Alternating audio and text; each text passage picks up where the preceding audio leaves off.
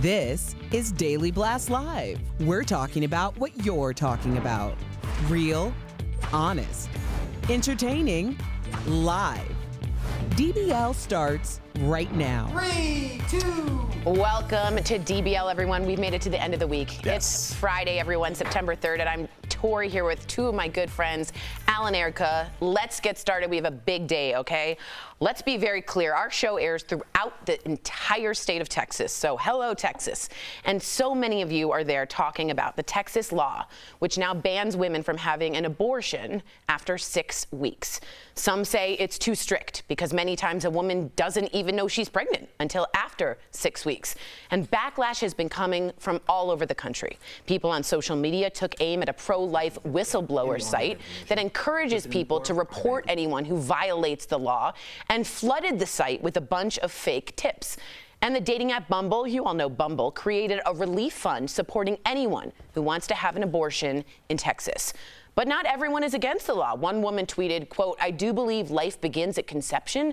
This is closer than we've ever come to protecting life."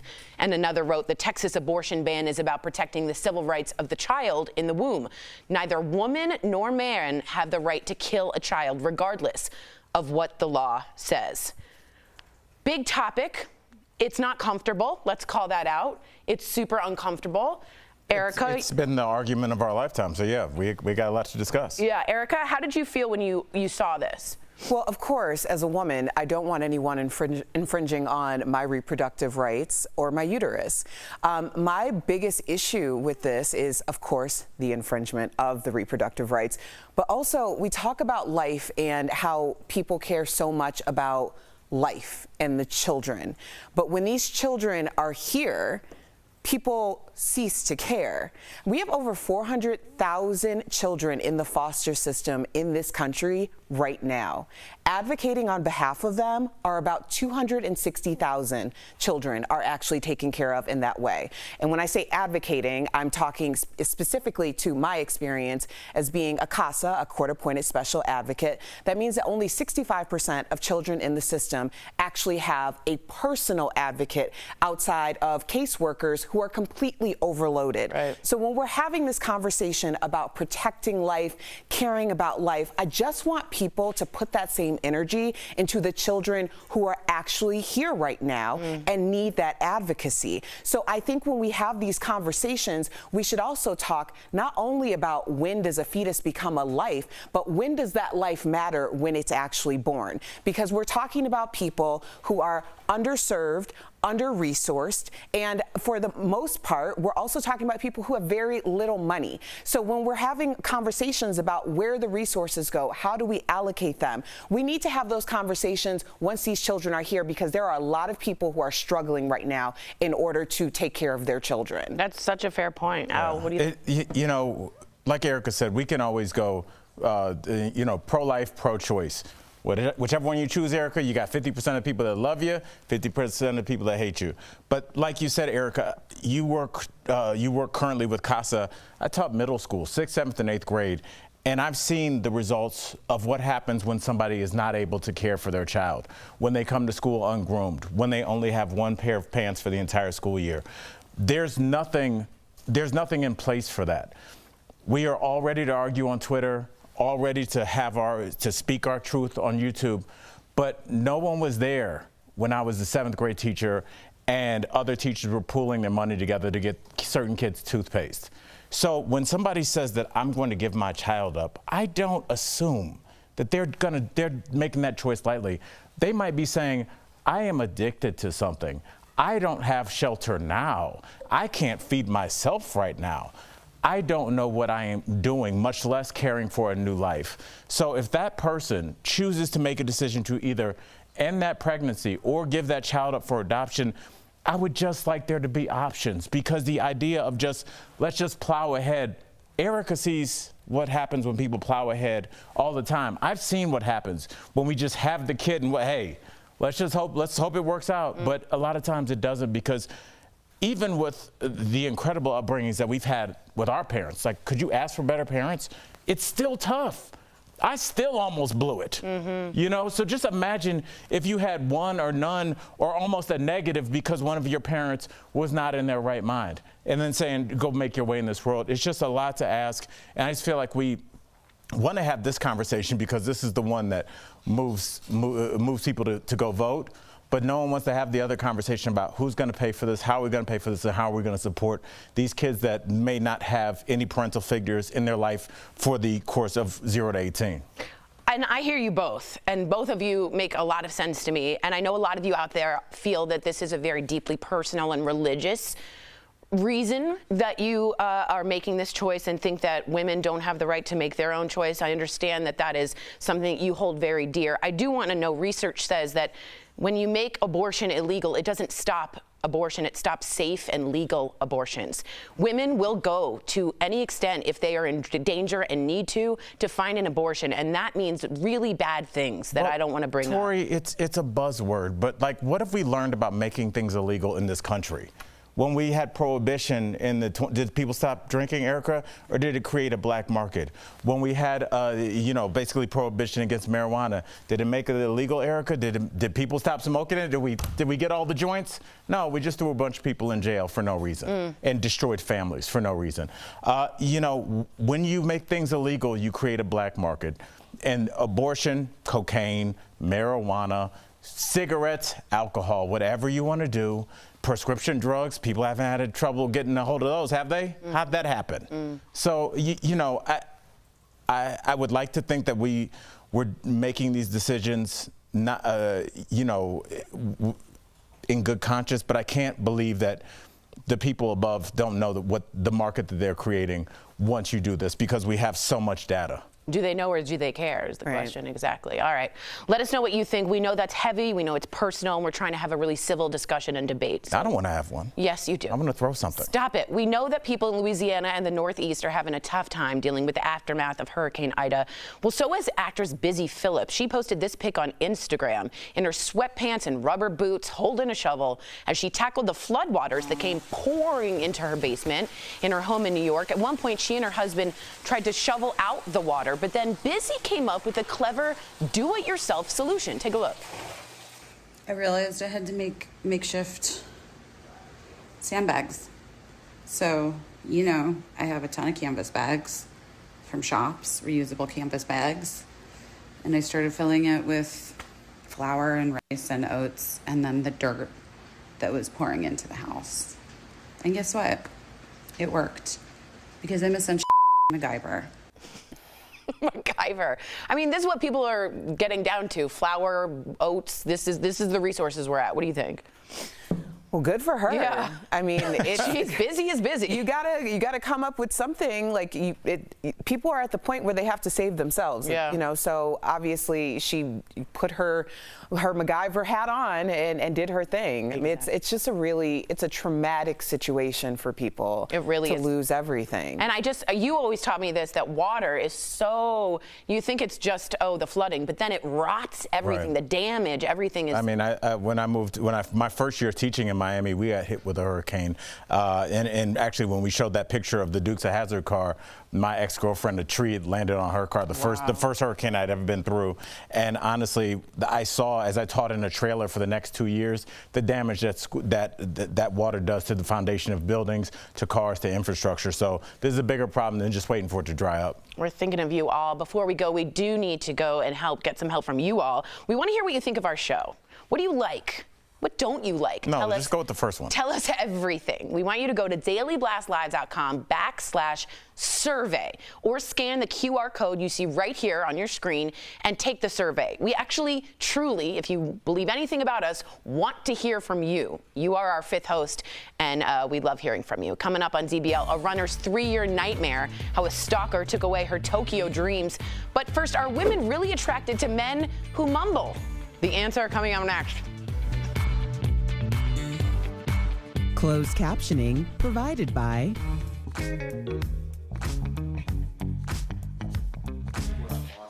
Tori, you didn't get a chance to talk a ton about the abortion thing, so let's keep it going. What do you? Well, I don't know. Okay, this is what I think people don't know. And I don't want to come off and being like, this is what you should know. But the law that was passed allows citizens, regular citizens, to now sue anybody that tries to aid and abet a woman getting an abortion, which means the priest or rabbi that talks to them about it, the Uber driver or Lyft driver that drives them to the clinic, the doctor, the clinic, a financial advisor to help pay for them. All of these people now can be sued by any Texan for up to $10,000. So now there's a financial incentive for Texans to be bounty hunters on their own people. That isn't a sustainable way of creating a civilized society. And now 12 other states are trying to call it the heartbeat bill, and they're trying to pass it. South Dakota already announced it. We have Pennsylvania saying they won't do it. So this will spread and spread until one person, like Roe, that's what happened in Roe v. Wade. She went all the way up to the Supreme Court and sued, saying this is unconstitutional, all the way until they made a decision at the Supreme Court to say Roe v. Wade is legal. Now, do I think Roe v. Wade could be overturned this time? 1,000%, yes, I do. Yes, I do. Usually they'll fast track something we're now in what they call a constitutional crisis. In some states you can't have an abortion, in some you can at this point. So now they're gonna really wanna have a precedent of what's happening. But you have 3 very conservative judges, one that was on trial at the Senate for an alleged sexual assault. And we're talking about women who are raped or have incest still can't get an abortion in Texas. They will not give you an exception for rape or incest. So I just want to be clear on what this means. It's a state law that I find unconstitutional, and I think the Supreme Court will hear it. It's up to them, though, what they decide.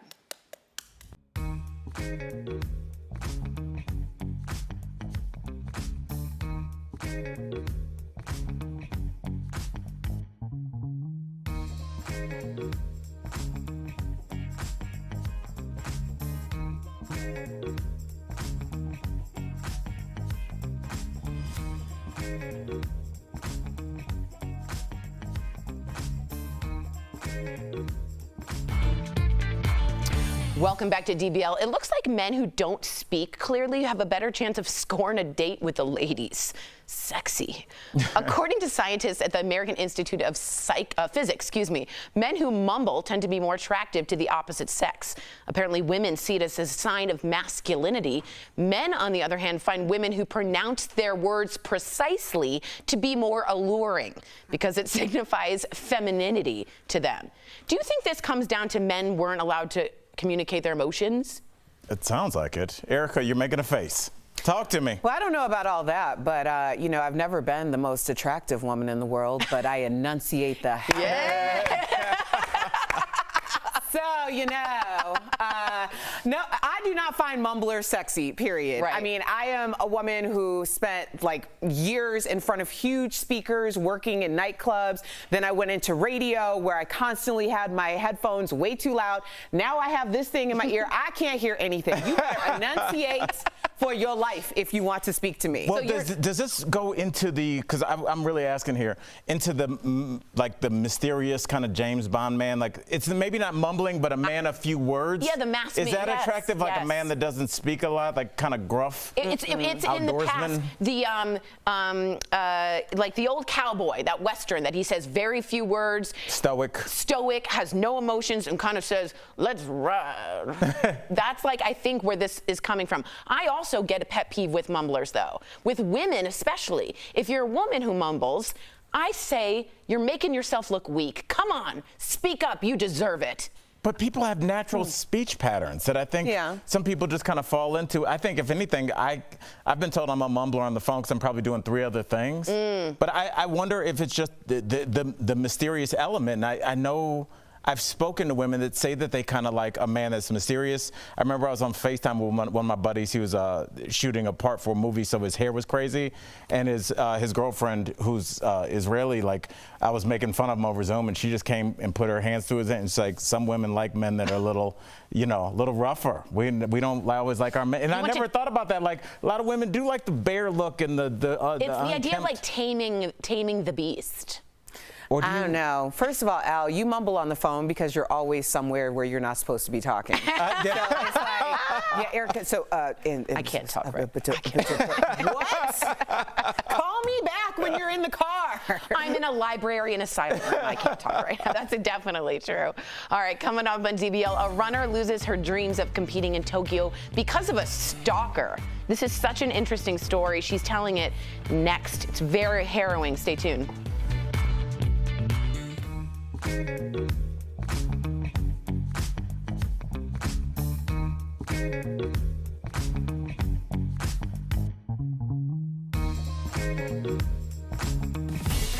Could drones play a part in fighting the COVID-19 pandemic?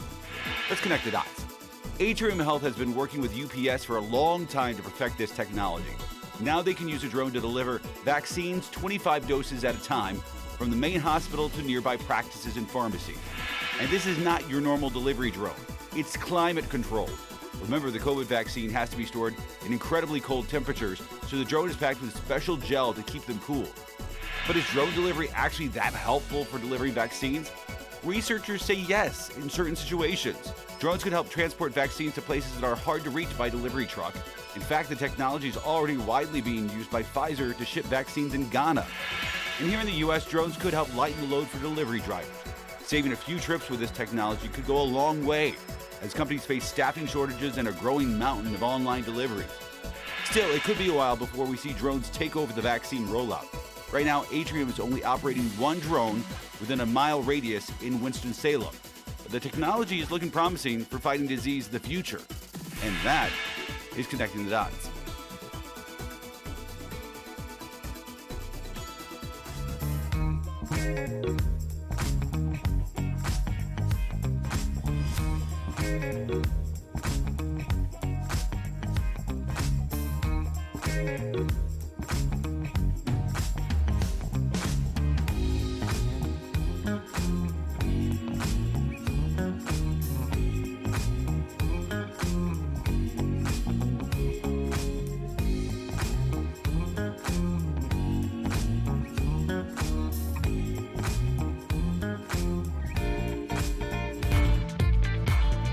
Welcome back to DBL. It's the stuff of nightmares, but for one athlete, it became her reality. When Emily Infeld started getting messages from a man named Craig, she never imagined just how far his dangerous obsession would go.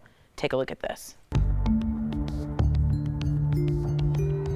In 2018, I received a lot of Facebook messages, and I didn't see them right away because I'm not super active on Facebook. The length of the messages and that this person identified themselves as the USATF coach and that they wanted to help me and help me with an injury that I was dealing with. The messages were kind of weird and jumbled, and I was like, this seems inappropriate. And the way he was addressing me was as if we were in a relationship. And I was like, this is odd. That was terrifying to see that in writing. And then I called the police at that point. So we got security cameras installed. I go to court 3 different times. I was able to be granted a stalking protective order that was permanent. And I didn't hear from this person for almost a year and a half. And I started getting a barrage of Instagram messages, a bunch of comments on posts that I had, Twitter messages, things, Facebook things being sent to me. And it was all from this man. And it was just really overwhelming. They were really angry. And so I kept blocking accounts, but he kept creating new accounts. I was in touch with Nike, who's my main sponsor. They had looked into him and he had been married at a point, had this traumatic brain injury. Not only was he threatening me and stalking me, but doing this to a multitude of women, knowing he was renting a house less than 2 miles from me. Those two together were pretty terrifying. That is terrifying. Craig Donnelly was eventually arrested 1 year after police issued his arrest warrant. He's currently in jail awaiting trial on cyber stalking charges. But after 3 years of his nonstop obsession, how is Emily doing? Earlier, Sam, Jeff, and Erica caught up with her, and here's what she had to say. Emily, thank you for being here. So first and foremost, walk us through how it felt whenever you got a message from him. What were you feeling?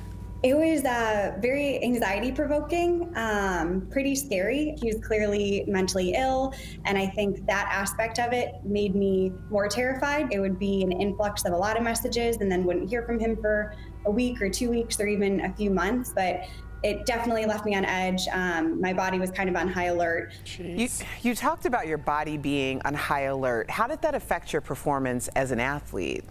Pretty hard to train consistently at that point. I wasn't sleeping really well. I was pretty much a nervous wreck. It was difficult. I think training at this high level is hard enough to do everything you can to stay healthy and to make as many just small gains as you can day in, day out. And having this going on as well, aside from that, was terrifying for my life and just made training extremely difficult. What was the scariest encounter that you had with him? The whole thing sounds scary. When he sent a death threat saying he was coming to Portland, Oregon, describing that he felt he was in the right, and then following that up with him being in Portland about a week later was pretty terrifying.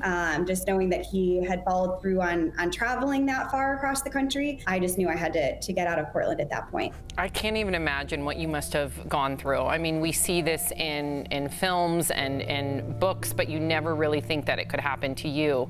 When you heard that Craig Donnelly had been arrested, finally, what was your reaction in that moment? I thought it was never going to end. It seemed like I was going to be told at a moment's notice I had to leave again for X amount of time. I felt really relieved to know that he was in custody and felt safer being in my home. And I'm still having some anxiety. Some days are easier than others, but I feel overall relief. I still feel bad for him, and I hope that he's able to get some help as well. But for me, just my day-to-day, I feel a lot more relief. So Emily, you just said you feel empathetic for him. Why? I just feel bad for him because I don't know his situation. It makes me really sad what he went through, the injury, and then now kind of the repercussions of that, because I'm sure he was a normal guy before that. I hope he gets help, and I hope that he's able to become his normal self again. No, I get it. You know, your empathy for someone who changed the course of your life in so many ways is remarkable, but our empathy resides with you. So now that he's in jail, what does your future look like? Thank you. Thank you for being so sweet. I have a lot of goals athletically I want to achieve. I'm getting married in October, which is really exciting. I want to show that I'm more than this thing that has happened to me, and that you can go on from this and you can live your normal life, happy life. And I think for me, that's what I'm focused on right now. A lot of people can learn from you, and we're so thankful, number one, that you're okay. But to your point, we cannot wait to see what's in store for you, competing. Congratulations on the wedding, very exciting. And we just really appreciate you being here and being so transparent. Oh, thank you so much. Thank you all for having me. And I hope this helps anyone else who's dealing with something similar. You better believe it is. Thank you so much. We'll be right back. Thanks, Emily. Promotional consideration is brought to you by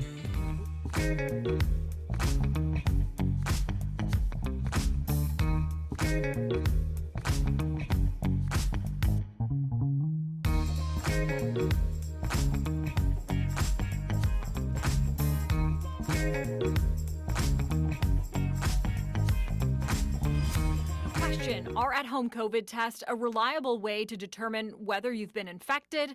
Let's verify.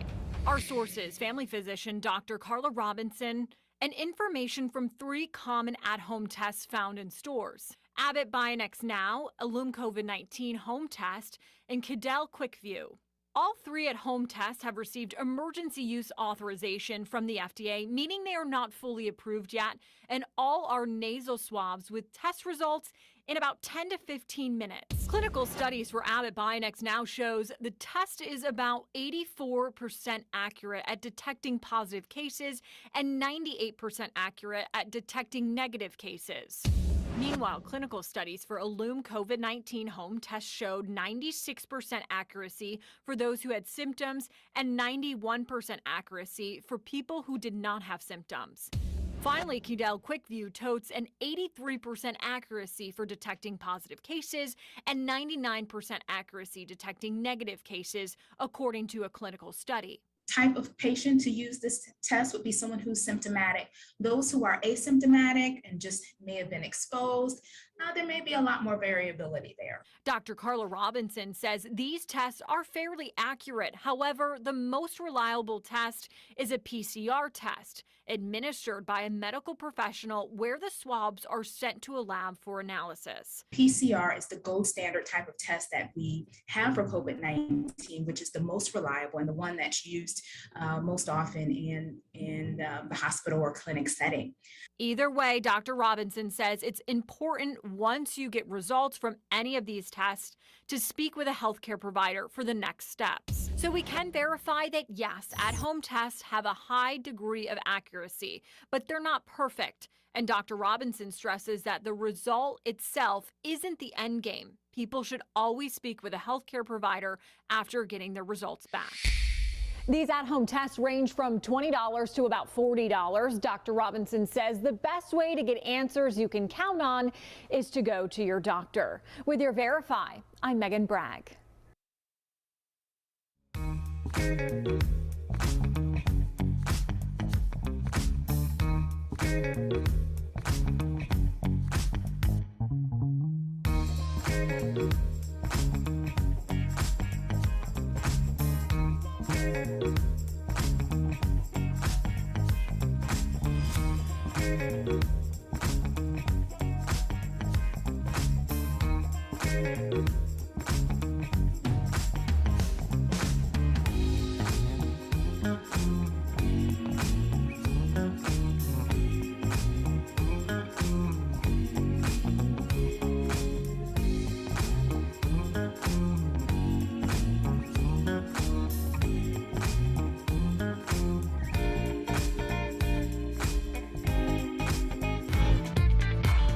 Before we go, we're going to lighten things up now. A bird at a Sydney zoo can perfectly mimic the sound of a crying, wailing baby. Watch.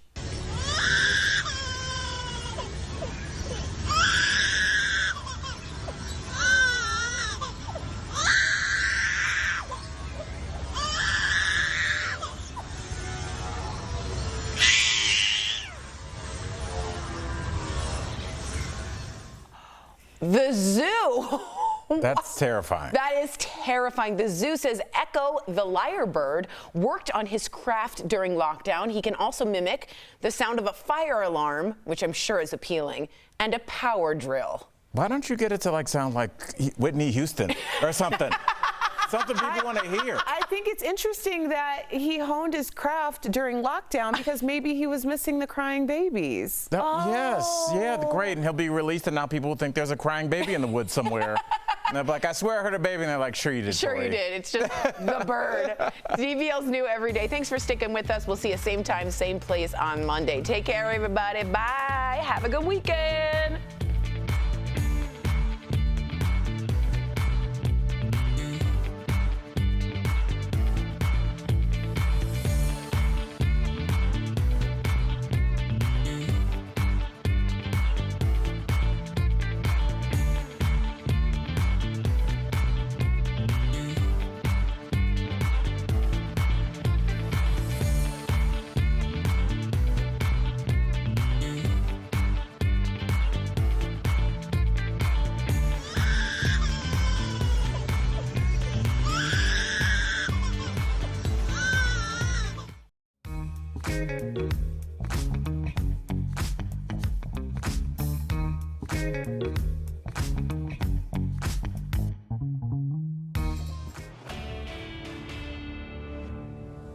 So let's verify, can you catch diseases from floodwater? And we can tell you that right off the bat, the answer is yes. This is true. That's according to our expert sources, Dr. Kellogg Schwab, a professor in water and public health at Johns Hopkins, Dr. Matt Wilson, the vice chair of emergency medicine at MedStar Washington Hospital Center, and the CDC. And there's good reason to stay out of the floodwater if you can, according to the CDC. They say that it can cause things like wound infections, skin rash, gastrointestinal illnesses, and tetanus. After a flood, you have increased contamination of local water sources from maybe sewage water. You have increased bacteria throughout the environment, and you have people that don't have access to clean water getting exposed to that. And obviously you could get sick by drinking it, but our experts say that just touching it can be dangerous. There is this physical contact with water where you can have a cut or an injury to your skin where there are certain groups of microorganisms that can get into your skin. And the CDC says that if you do wade into floodwater, you should do the obvious. Wash your skin with soap and clean water as soon as possible, and definitely, you're going to want to wash those clothes before wearing them again. With your Verify, I'm Evan Kozlov.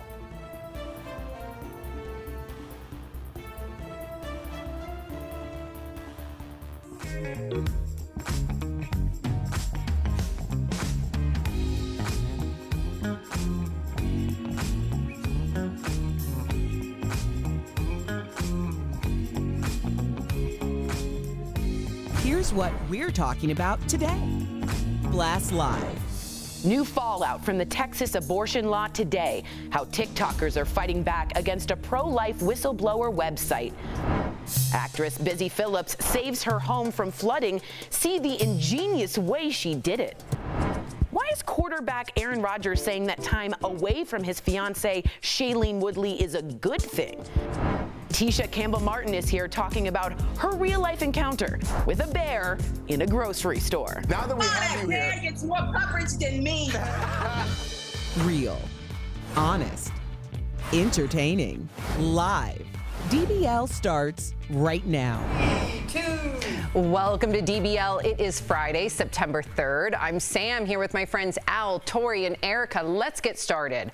So first and foremost, our show airs throughout the entire state of Texas. And many of you who are there are talking about Texas's new law, which bans women from having an abortion after 6 weeks. Now, some of you are saying it is too strict because many times a woman doesn't even know that she is pregnant until after 6 weeks.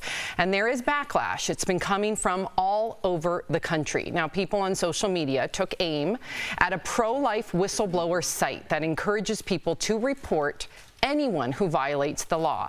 And they flooded the site with a bunch of fake tips. And the dating app Bumble created a relief fund supporting anyone who wants to have an abortion in Texas.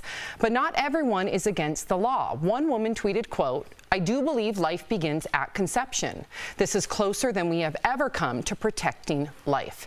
And another wrote, "The Texas abortion ban is about protecting the civil rights of the child in the womb. Neither women or men have the right to kill a child, regardless of what the law says." Tori, what do you make of the fallout? So let's just be clear, this is super uncomfortable and hard to talk about, and I know a lot of people out there are super religious about this, and it's very personal, and I want to address that right off the top. I think this is an unconstitutional law. I think it will go up to the Supreme Court, and Roe v. Wade will be looked at. Now, do I think it can be reversed? Yeah, I do. I definitely think there's enough to reverse it. I want to be clear here.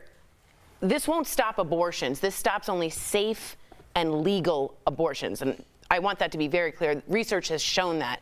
This is a law that will only make things worse for women voters, worse for Texans. And the idea that a private citizen can sue anyone who wants to aid and abet, including the Uber or Lyft driver that drives you to the clinic, is an insane law that I think is highly unconstitutional. I have a lot of anger, but I'm keeping it in.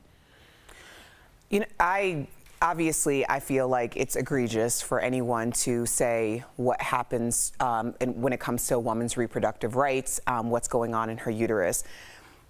What really tugs on my heart the most is the idea of talking about protecting at conception.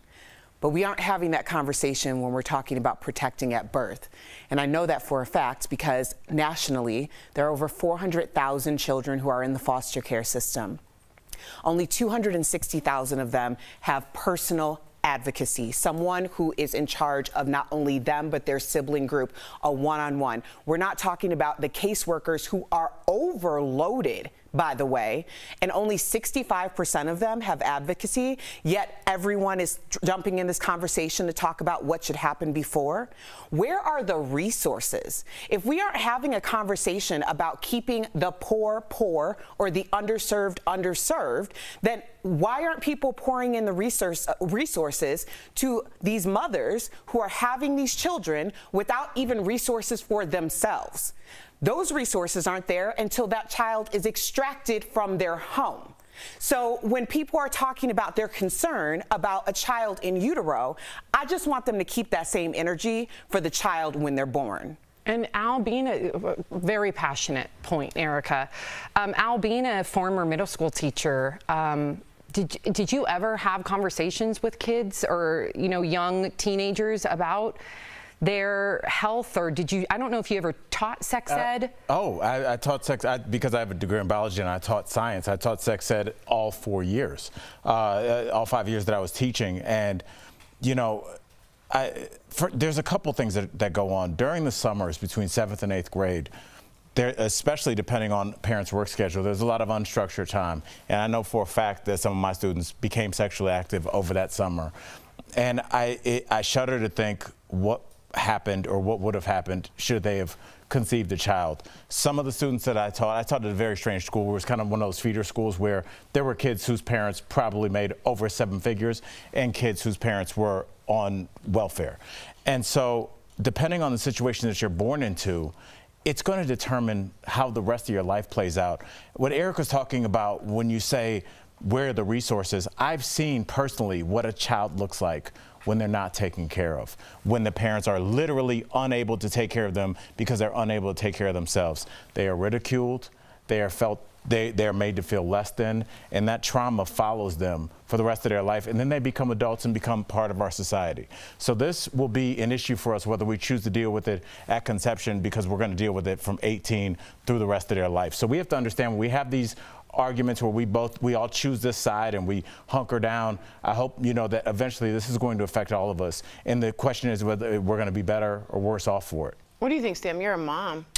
I think for me, listen, I think what angers me the most is how divided we are as a country, because I guarantee you, if you were to get pro-life people and pro-choice people in a room together, they would all have the same solution to protect life.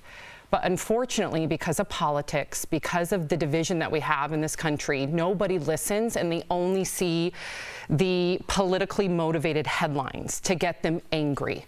And that ostracizes us. And then at the end goal of protecting life gets diminished. Because we know the solution. We have the statistics. The solution tells us that education, that health care, that contraception, resources, access, equity, that leads to protecting life and fewer abortions. But unfortunately, no one talks anymore.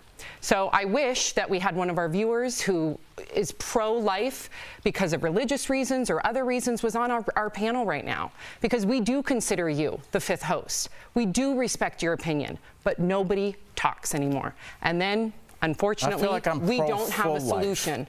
You know, I feel like I'm pro the entirety of your life. Right. And, you know, we're all old enough now. We're about halfway through, about 40 years, at least for me, 44. You see what happens to people and what they carry with them through their 20s and 30s, and the trauma and the substance abuse that leads to it, the bad decisions in terms of finding another partner who's probably been traumatized. When you don't have a foundation, you go through life anchorless. And I think people are like, well, you're alive.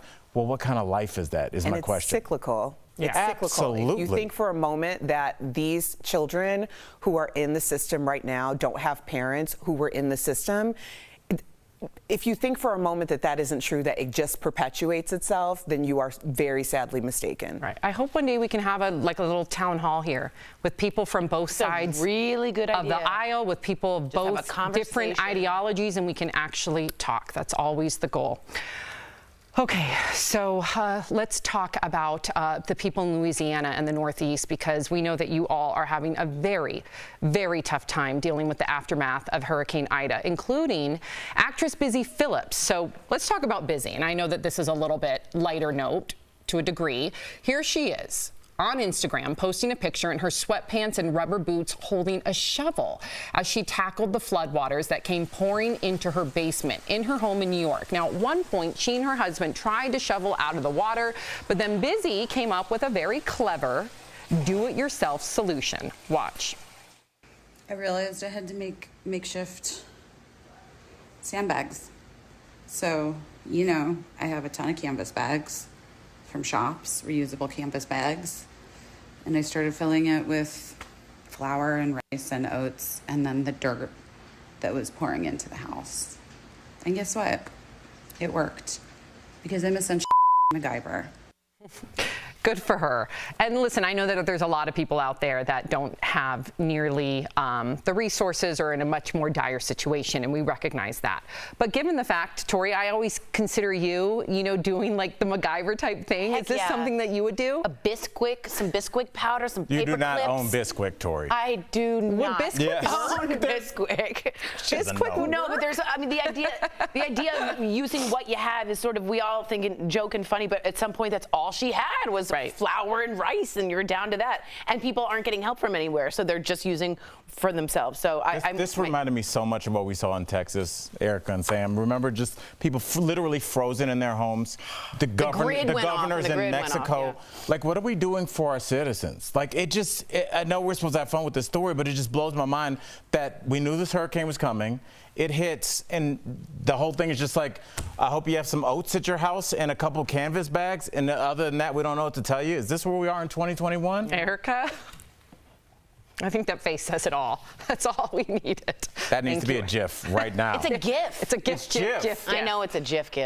Before we go, though, to break, we do need some help from you, DBL Nation. We want to hear what you think of our show. We care about what you think, what do you like, what you don't like. They don't like not me.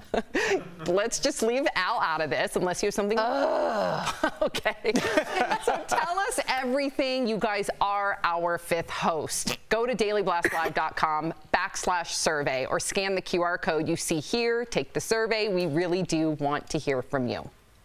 Coming up on DBL, what a talent show judge told a teenage Keith Urban and the worst advice Halle Berry ever got. That's coming up next. Plus, actress Tisha Campbell chats with us about her terrifying run-in with a bear in a grocery store. And we're talking with our very own Dr. Pyle Coley, her thoughts on staying put this holiday weekend. That's next when we come back. Closed captioning provided by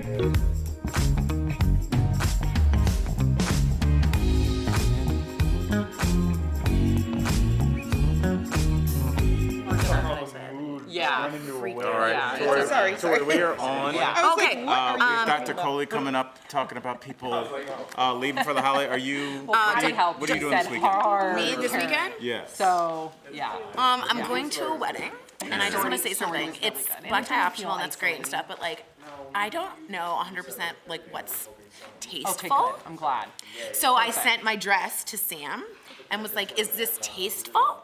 And being such a good best friend she is, she was like, "No, this is not tasteful, and you cannot wear it." It wasn't not tasteful. It was, sorry for the double negative, it was like, I guess, it stole focus. It was inappropriate. It was gold sequins, one-shouldered, long, with a slit. I'm going to actually, I always attack you. I'm going to agree with you. I don't understand the unwritten rules of like what you're supposed to wear. Is it optional? Like, how do you, much. Dr. Coley, how should we figure this out? Is there like, you're a doctor. I went over what are the unwritten rules of like being a bridesmaid? I think you can always go more formal, but don't go less formal. And don't wear white. That's clear. Yeah. Never wear white. Your dress was too formal. That was the problem. It is too formal. Mine looked like a gala Oscar gown. Yeah. It was pulling focus in a way that was completely inappropriate. You cannot detract from your That's what it was. It was detracting from the bride, and I was. So Sam's just like a no. solid color? Yeah, I think more classic, right? Right. Things men don't have to. Not. I mean. Well, your pocket square. We have to talk about what that. square are you wearing? Your What little tie? square are you Oh, wear? I've learned that you match the pocket square with the shirt, not the tie. The tie, you match with the tie. Tie with the belt and the shoes? No, you match the tie with the pocket square if you're doing like a party, like after dinner party kind of event. Oh, I You match see. the shirt with the tie when you're trying to be more formal. I just Whoa, learned that. you're really getting into the pocket square like industry. Pocket square game on 10. Yeah, he knows how to do the You know what's a three-row cute gift really staircase. quick? Go on Etsy and you can.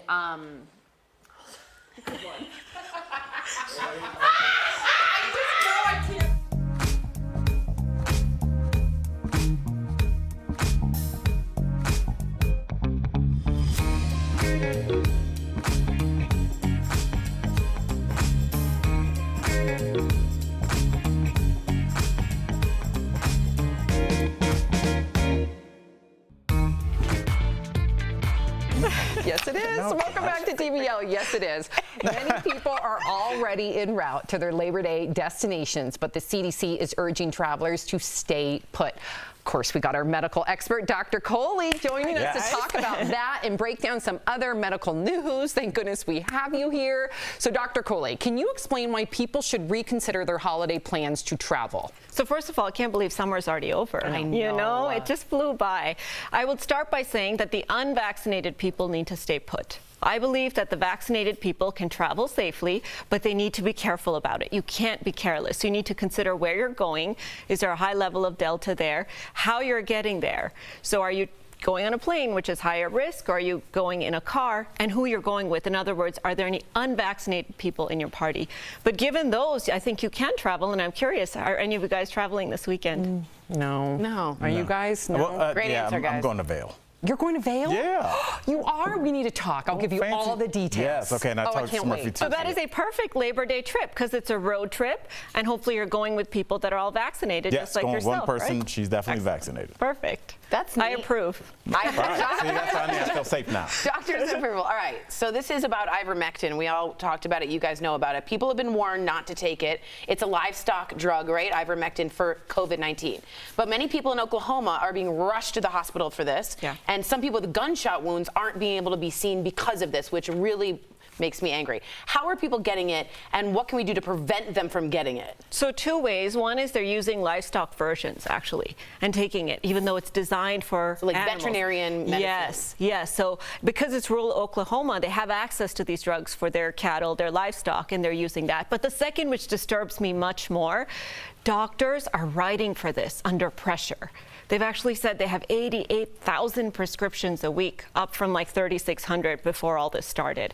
So I think that that's unethical. A lot of doctors are actually lobbying to have those doctors punished or retaliated against for doing this. But I'm curious, what do you guys think?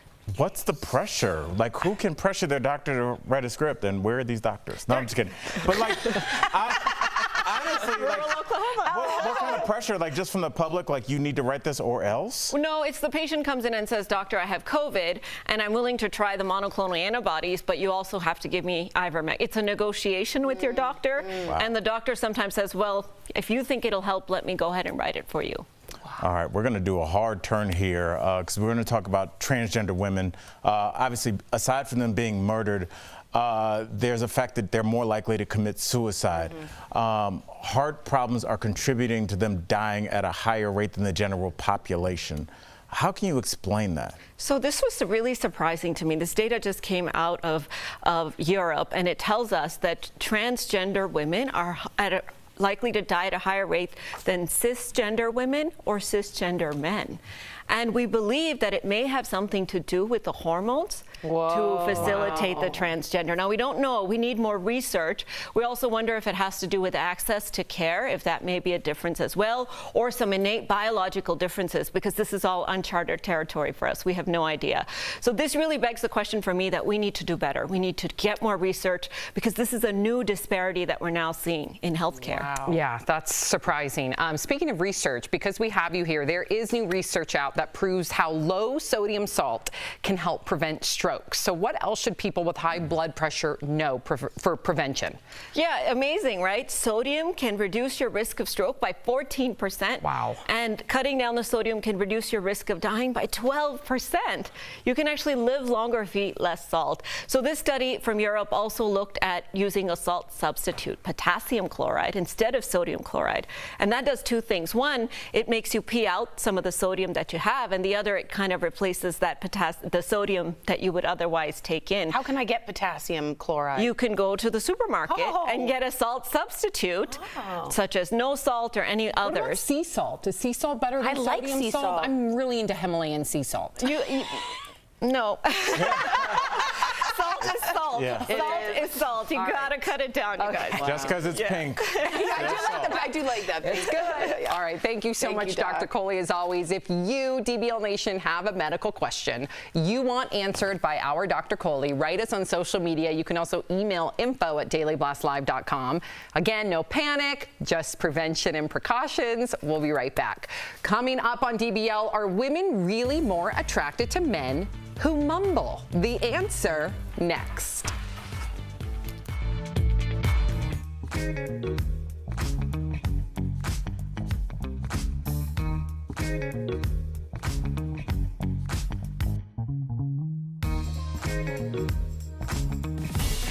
Could drones play a part in fighting the COVID-19 pandemic? Let's connect the dots. Atrium Health has been working with UPS for a long time to perfect this technology. Now they can use a drone to deliver vaccines 25 doses at a time from the main hospital to nearby practices and pharmacies. And this is not your normal delivery drone. It's climate controlled. Remember, the COVID vaccine has to be stored in incredibly cold temperatures, so the drone is packed with special gel to keep them cool. But is drone delivery actually that helpful for delivering vaccines? Researchers say yes in certain situations. Drones could help transport vaccines to places that are hard to reach by delivery truck. In fact, the technology is already widely being used by Pfizer to ship vaccines in Ghana. And here in the U.S., drones could help lighten the load for delivery drivers. Saving a few trips with this technology could go a long way, as companies face staffing shortages and a growing mountain of online deliveries.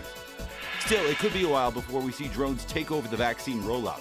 Right now, Atrium is only operating one drone within a mile radius in Winston-Salem. But the technology is looking promising for fighting disease in the future. And that is connecting the dots.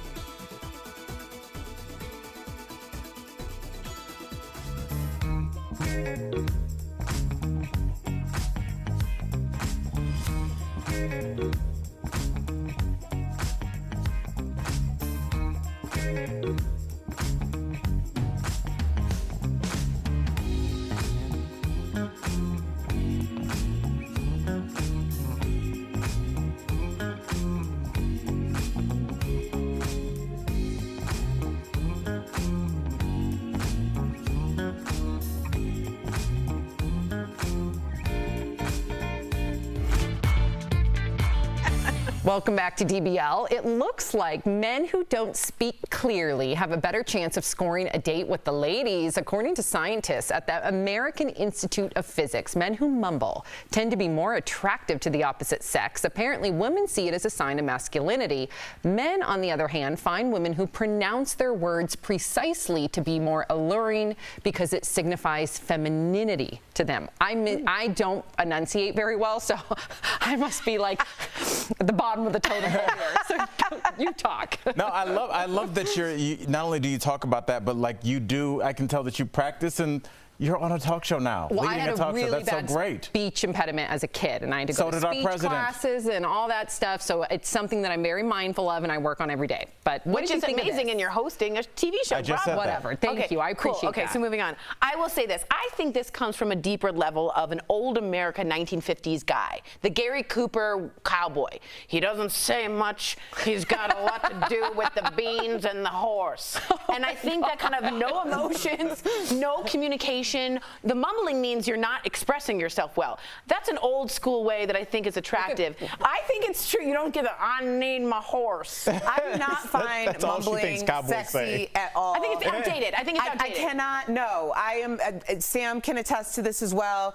Working in nightclubs with loud music, and then I was in radio with headphones, and now I have this IFB in my ear. I can't hear anything. I need for you to enunciate. In fact, I lead by example. That's the reason why people find me attractive. Yeah, Because of my actual look. No, I'm just kidding. But I really do need someone to enunciate, and I do feel like when you're communicating, it's important to communicate effectively. I agree with you, but I will say Brad Pitt's character, was it Snatch? Oh, yeah. Yes. There was something attractive about that. right? I don't Not know. because it was Brad Pitt. No. But you like Peaky Blinders. You like that whole. Get on the That's Sam's lane right there. That's true. We'll be right back. Promotional consideration is brought to you by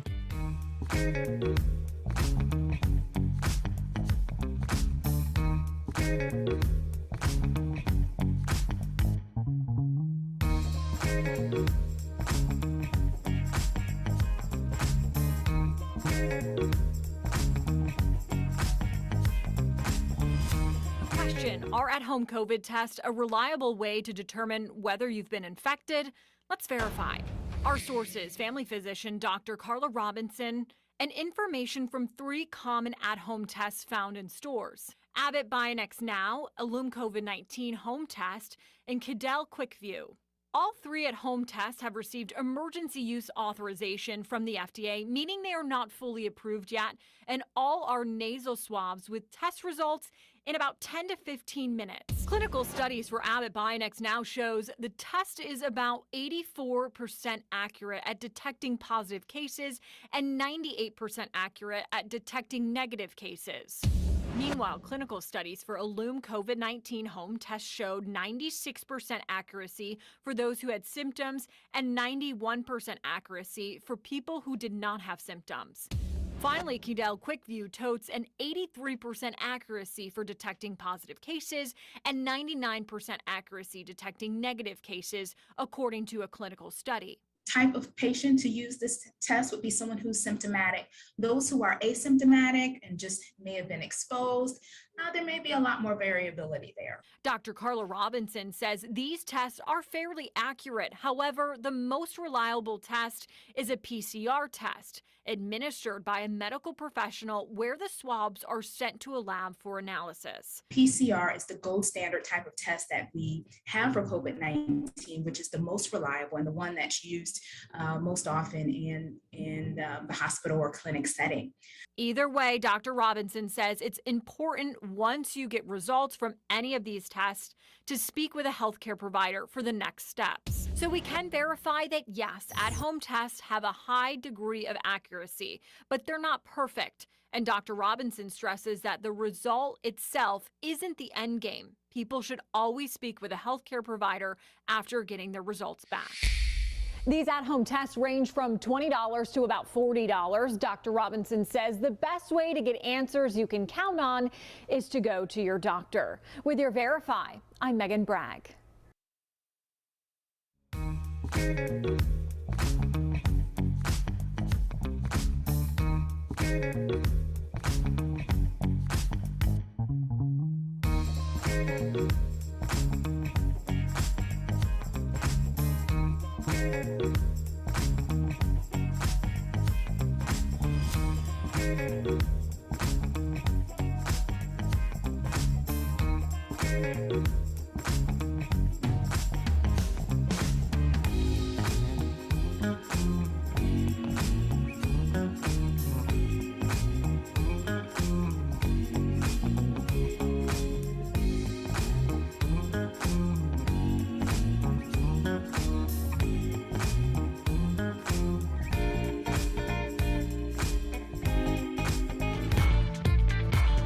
Before we go, a bird at a Sydney zoo can perfectly mimic the sound of a crying, wailing baby. Watch.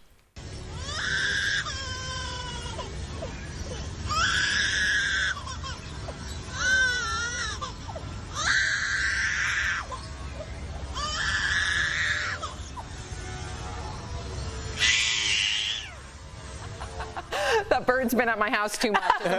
Two. The zoo says Echo, the lyrebird or lyrebird, worked on his craft during lockdown. He can also mimic the sounds of a fire alarm and a power drill. Whoa. I was like, why didn't we teach it to sound like Adele? Wouldn't that be cool? That if is you can teach brilliant. it any sound. Hello. Yeah. Not that Adele. If you're leaving us, you can watch the second half of the show online. Watch on YouTube, dailyblastlive.com, or our DBL mobile app. But if you're sticking around, here's what's coming up. Why Aaron Rodgers thinks time away from his fiancée is a good thing, and the worst career advice Halle Berry and Keith Urban ever got.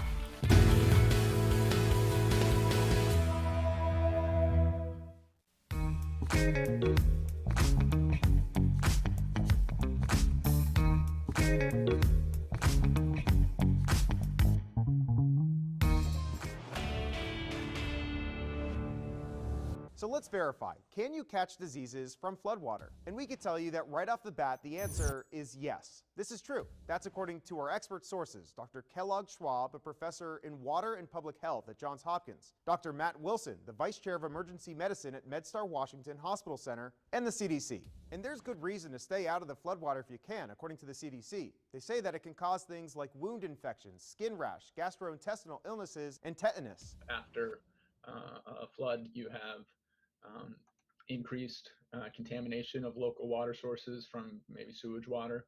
You have increased bacteria throughout the environment, and you have people that don't have access to clean water getting exposed to that. And obviously you could get sick by drinking it, but our experts say that just touching it can be dangerous. There is this physical contact with water where you can have a cut or an injury to your skin where there are certain groups of microorganisms that can get into your skin. And the CDC says that if you do wade into floodwater, you should do the obvious. Wash your skin with soap and clean water as soon as possible, and definitely, you're going to want to wash those clothes before wearing them again.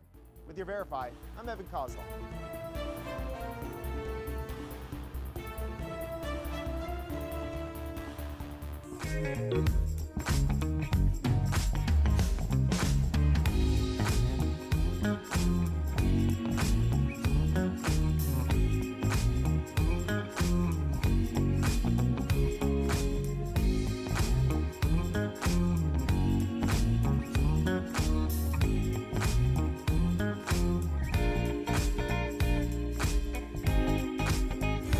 This is Daily Blast Live. We're talking about what you're talking about.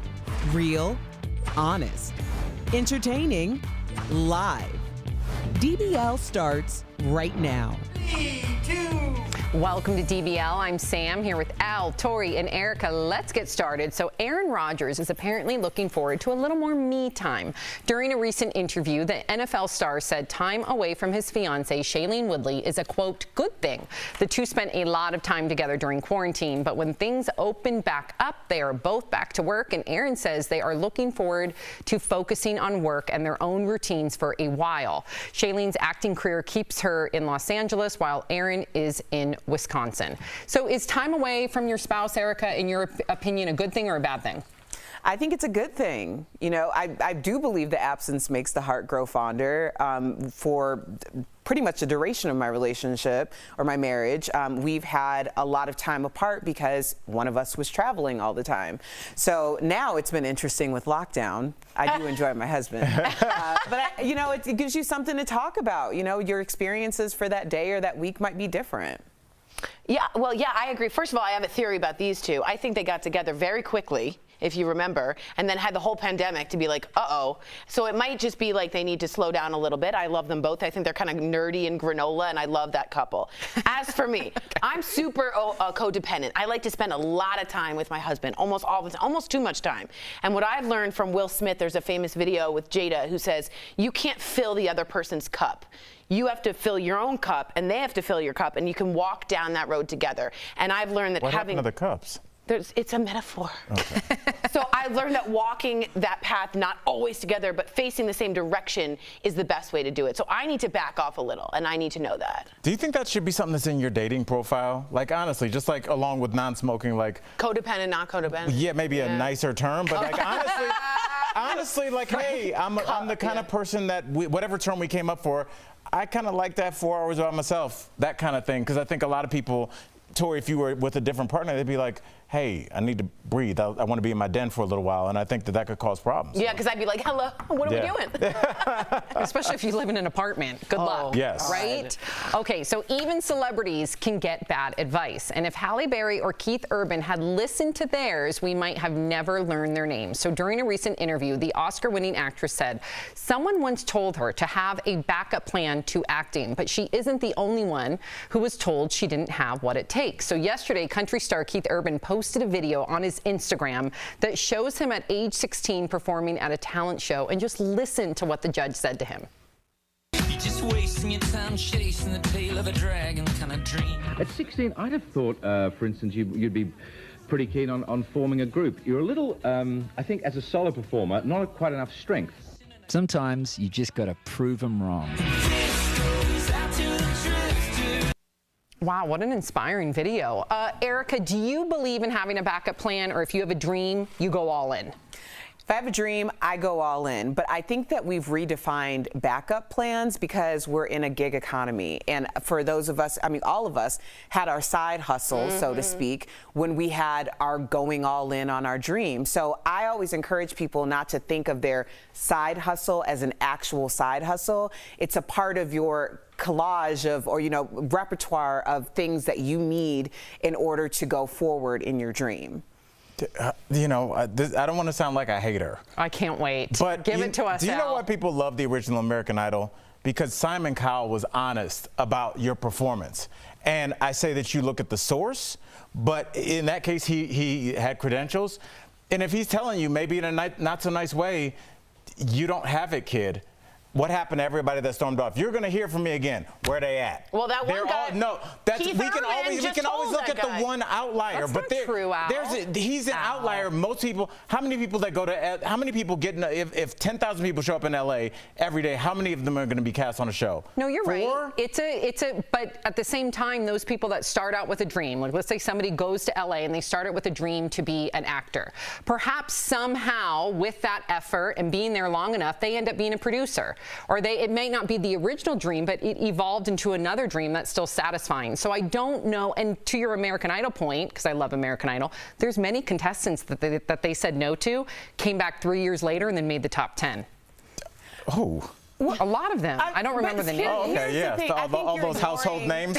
I think you're ignoring a really big part of it, though, Al. Talk to me. Think about when you first started in stand-up. Yes. There was a ocean of other people who said that they wanted to be a comedian. You've been in it how long now? 20 years?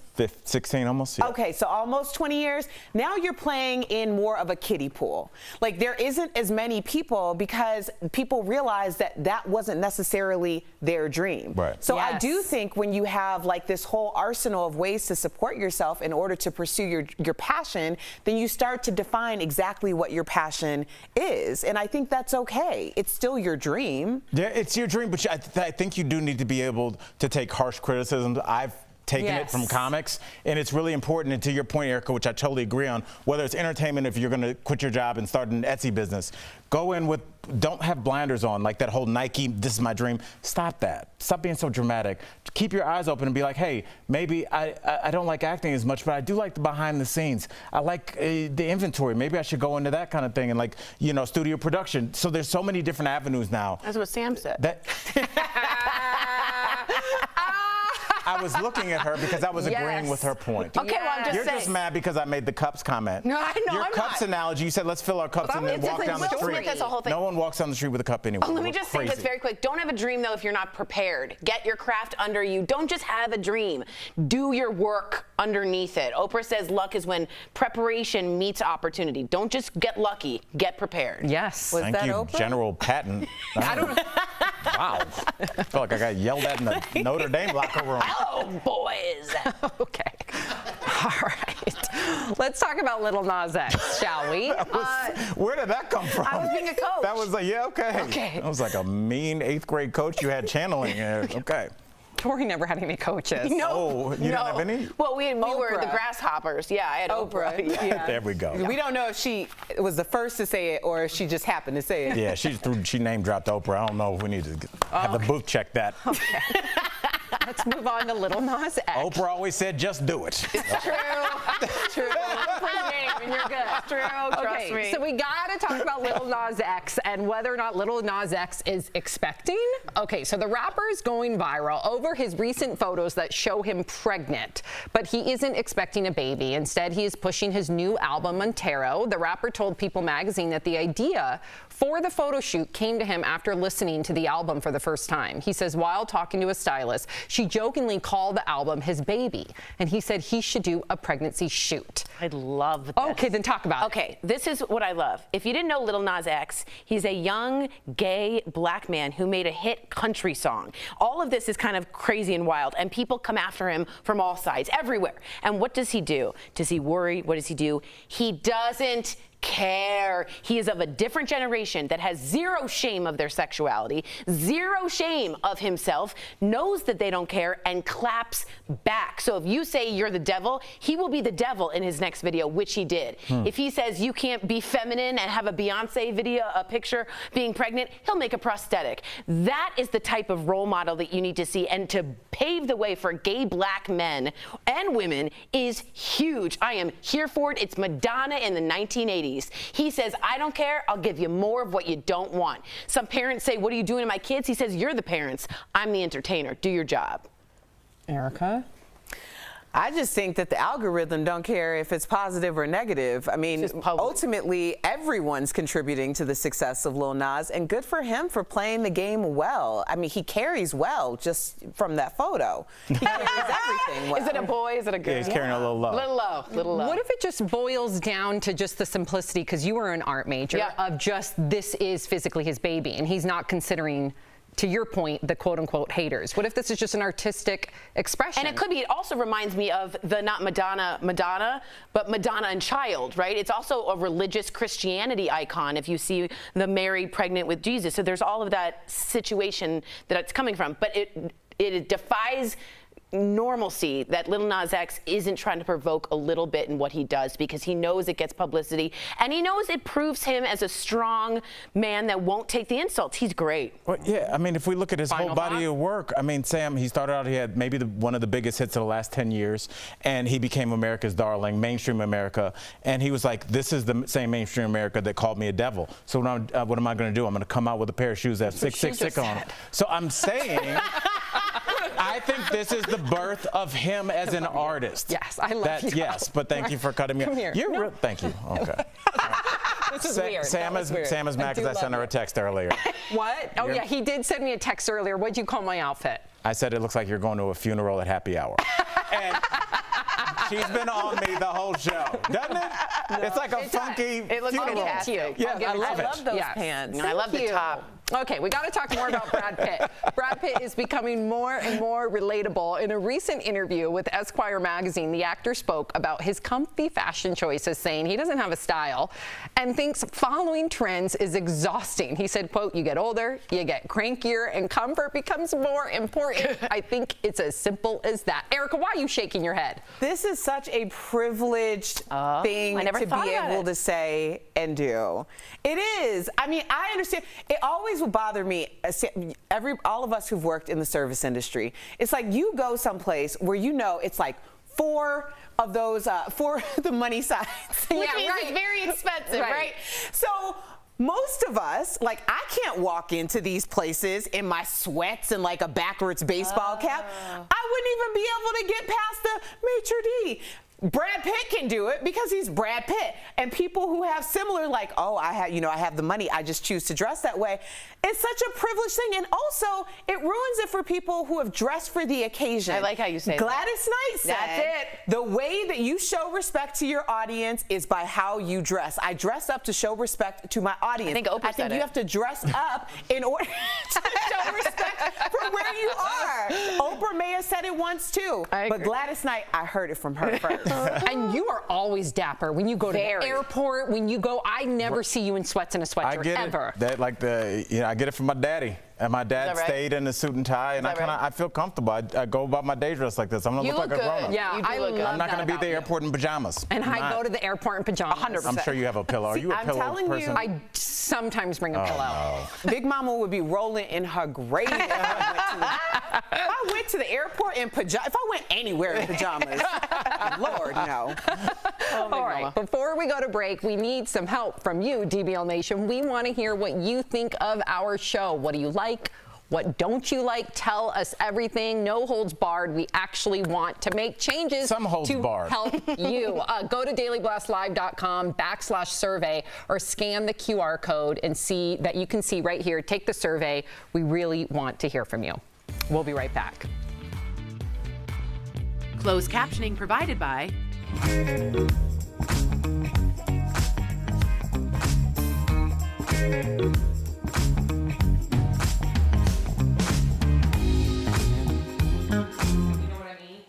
Okay, so my father-in-law is 89, and he's a really old school masculine man. He's a sportscaster, bald, smokes cigars still, wears never a pair of jeans, always pleated pants, just old school dude, right? And we go out to eat, and we have the waitress is like this. How many?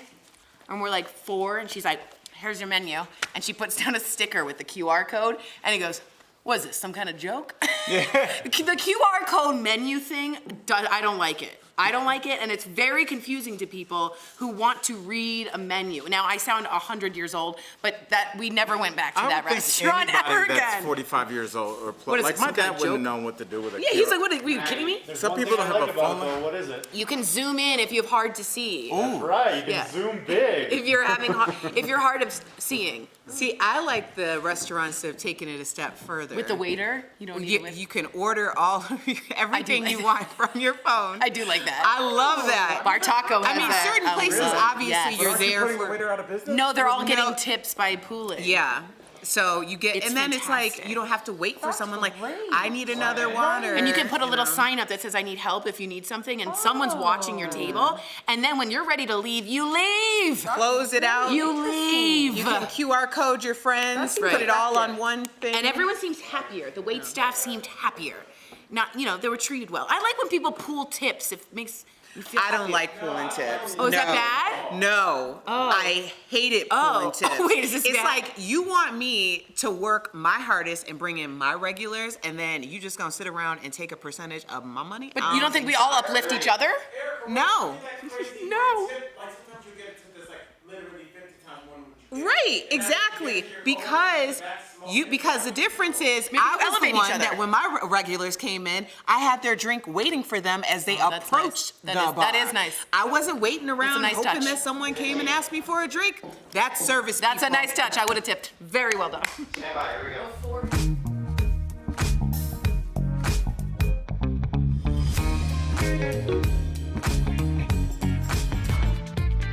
This is our wedding we are talking about. I have got to pick out the bouquet, buy my shoes, figure out whether we're going to serve chicken or fish by tomorrow. Tomorrow, chicken or fish, chicken or fish. Can I get some help, please?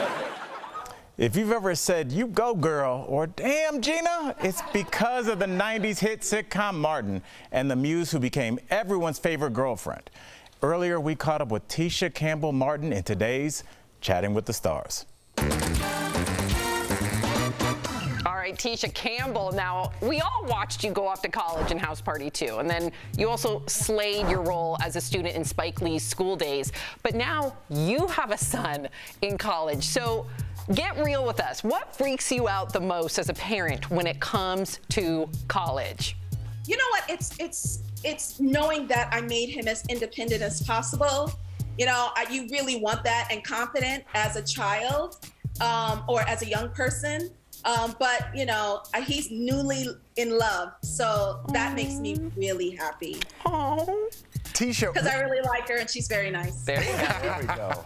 Tisha, we talked about your crazy encounter with the bear at the grocery store. Now that we have you here, Bear gets more coverage than me. what were you thinking? You got to let us know. What were you thinking when that bear walked down the aisle? Let me tell you what I was thinking, daggone. So, the week before, I had just gone to Arizona for some work, right? I ran into a bobcat, was running from that. I ran into some coyotes, a tarantula, and some javelinas. I didn't even know what a javelina was, but apparently it's pork, okay? 20 of them. And then I go home thinking I'm cool. The first day, avoid the crowds, get there early. And of course, I run into a bear in my local grocery store. Now, I looked calm, but I was not calm. I was trying, my father, thank God, taught me how to play chess, so I was trying to think my way out of the store. Because to me, where there's a baby bear, there's a mama bear somewhere. So I was just thinking my way through. Talk about your girl, Tashina Arnold. Now, you guys met in audition when you guys were kids, like from the 11 beginning. and 12 years old. Wow. Yes, we were 11 and 12. Yeah. And you guys obviously have been cool ever since. So I have to ask, as somebody, and I know we've all auditioned, do you guys ever go after the same role? Because I remember seeing the same people at the same auditions. Yes, all the time. But, that's what gravitated us to one another, is that when we first met, we would find out about auditions and we would call the other one. Did you hear about this one? Well, come meet me and let's crash it. And if it wasn't me who got the role, I wanted it to be her and vice versa. So we always operated like that. And we always operated on being, authentic with one another, holding each other accountable, not being a yes man, supporting one another. That's the kind of friend that you would really want for a lifetime. That's true empowerment. Your new movie, we got to talk about it, The J-Team. It stars YouTuber JoJo Siwa, who got her start on Dance Mom. So talk about your role and how much dancing did it require? Well, I didn't have to do a whole bunch of dancing, right? But I did have to come in and I'm playing the choreographer, Coach Poppy. And this is the first time, you guys, that I got to play a villain. Oh, in nice. film. So being able to be the Cruella de Vil of it all was exciting. It was fun. I got to mess with the kids. Michael Lang, the director, left the camera open and was like, I don't know what Tisha's gonna do, so let's just keep the cameras rolling. Cheer up, this is gonna be fun as long as you follow my rules. Like, the theme of the movie is really about being your authentic self, not dimming the light. And I was a newly single mom, so it hit my heartstrings. And then JoJo was being her authentic self in the media at the time. And so there was so much focus on that. I wanted to support that. And Nickelodeon in general wanted to make sure that this was a very diverse film, so everybody is represented. We even have a trans teen, the first trans teen in a musical. Amazing. Being represented in this film. So it's inclusive, it's fun, it's dancing, it's music. I can't wait. We need that. We need that in, coming out of the isolation of it all. Thank you for joining us, Tisha. You can see her DBL Nation in the J-Team starting September 3rd on Paramount+. Thank you, Tisha. Thank you, Tisha. Always a pleasure. Bye. Bye. We'll be right back.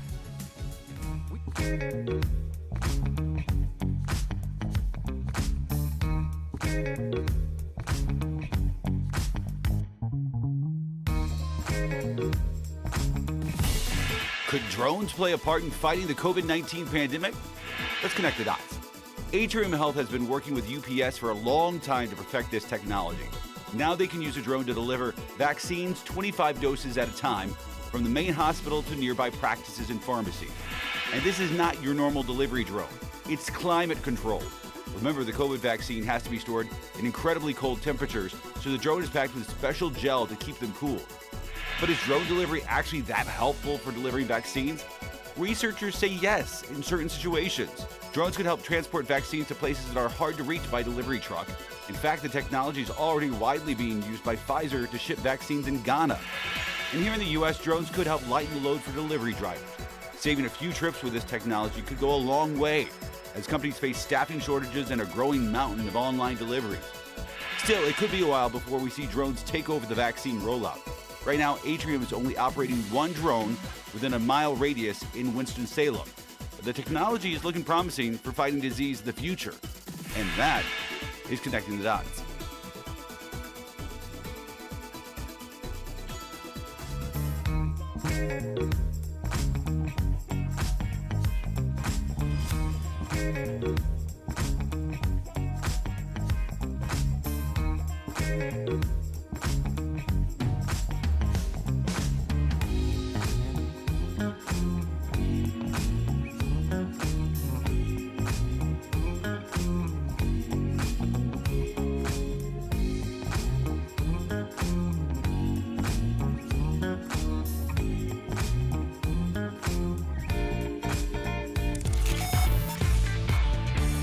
Welcome back to DBL. They can drive us up the wall sometimes, but our siblings will always be our first and most loved friend. But imagine if you hadn't seen yours in 10 years. Well, that's what happened to these sisters, and you won't believe how they got reunited.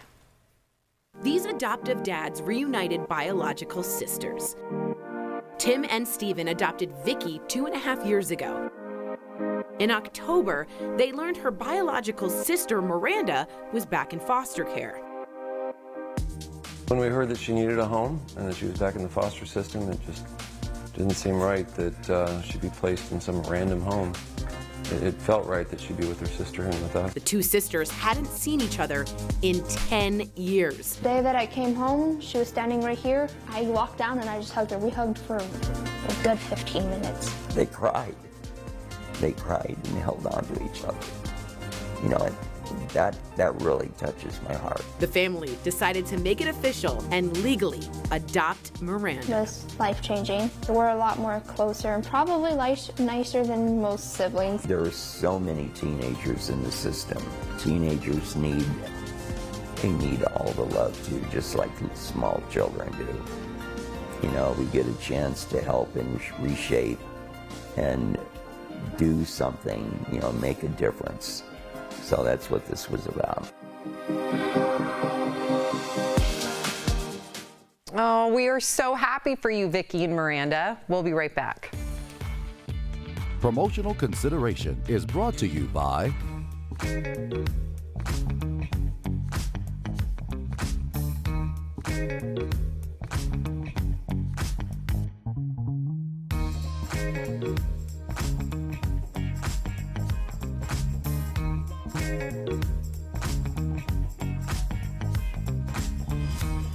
Question: are at-home COVID tests a reliable way to determine whether you've been infected? Let's verify. Our sources: family physician Dr. Carla Robinson, and information from 3 common at-home tests found in stores: Abbott Bionex Now, Illum COVID-19 Home Test, and Cadell QuickView.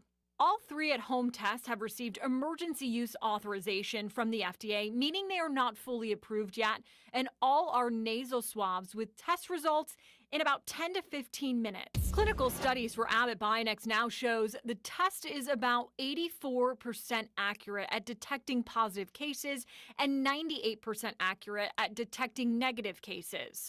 Meanwhile, clinical studies for Illum COVID-19 Home Test showed 96% accuracy for those who had symptoms and 91% accuracy for people who did not have symptoms. Finally, Cadell QuickView totes an 83% accuracy for detecting positive cases and 99% accuracy detecting negative cases, according to a clinical study. Type of patient to use this test would be someone who's symptomatic. Those who are asymptomatic and just may have been exposed, there may be a lot more variability there. Dr. Carla Robinson says these tests are fairly accurate. However, the most reliable test is a PCR test administered by a medical professional where the swabs are sent to a lab for analysis. PCR is the gold standard type of test that we have for COVID-19, which is the most reliable and the one that's used most often in the hospital or clinic setting. Either way, Dr. Robinson says it's important once you get results from any of these tests to speak with a healthcare provider for the next steps. So we can verify that yes, at-home tests have a high degree of accuracy, but they're not perfect. And Dr. Robinson stresses that the result itself isn't the end game. People should always speak with a healthcare provider after getting their results back. These at-home tests range from $20 to about $40. Dr. Robinson says the best way to get answers you can count on is to go to your doctor. With your Verify, I'm Megan Bragg.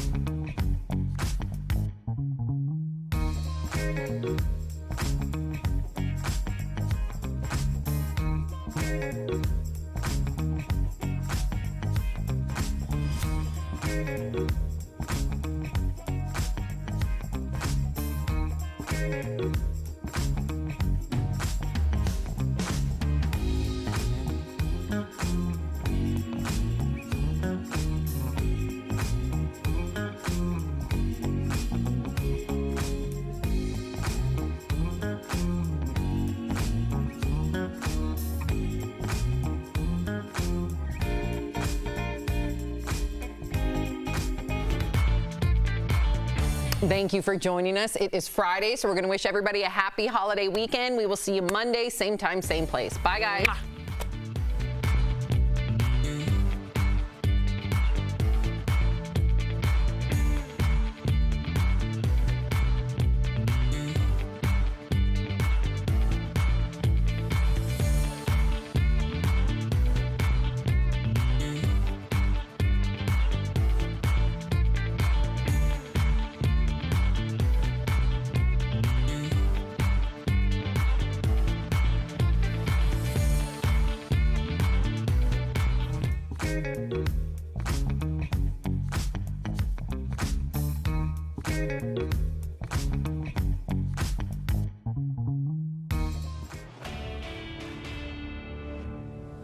So let's verify, can you catch diseases from floodwater? And we can tell you that right off the bat, the answer is yes. This is true. That's according to our expert sources, Dr. Kellogg Schwab, a professor in water and public health at Johns Hopkins, Dr. Matt Wilson, the vice chair of emergency medicine at MedStar Washington Hospital Center, and the CDC. And there's good reason to stay out of the floodwater if you can, according to the CDC. They say that it can cause things like wound infections, skin rash, gastrointestinal illnesses, and tetanus. After a flood, you have increased contamination of local water sources from maybe sewage water. You have increased bacteria throughout the environment, and you have people that don't have access to clean water getting exposed to that. And obviously you could get sick by drinking it, but our experts say that just touching it can be dangerous. There is this physical contact with water where you can have a cut or an injury to your skin where there are certain groups of microorganisms that can get into your skin. And the CDC says that if you do wade into floodwater, you should do the obvious. Wash your skin with soap and clean water as soon as possible, and definitely, you're going to want to wash those clothes before wearing them again. With your Verify, I'm Evan Kozlov.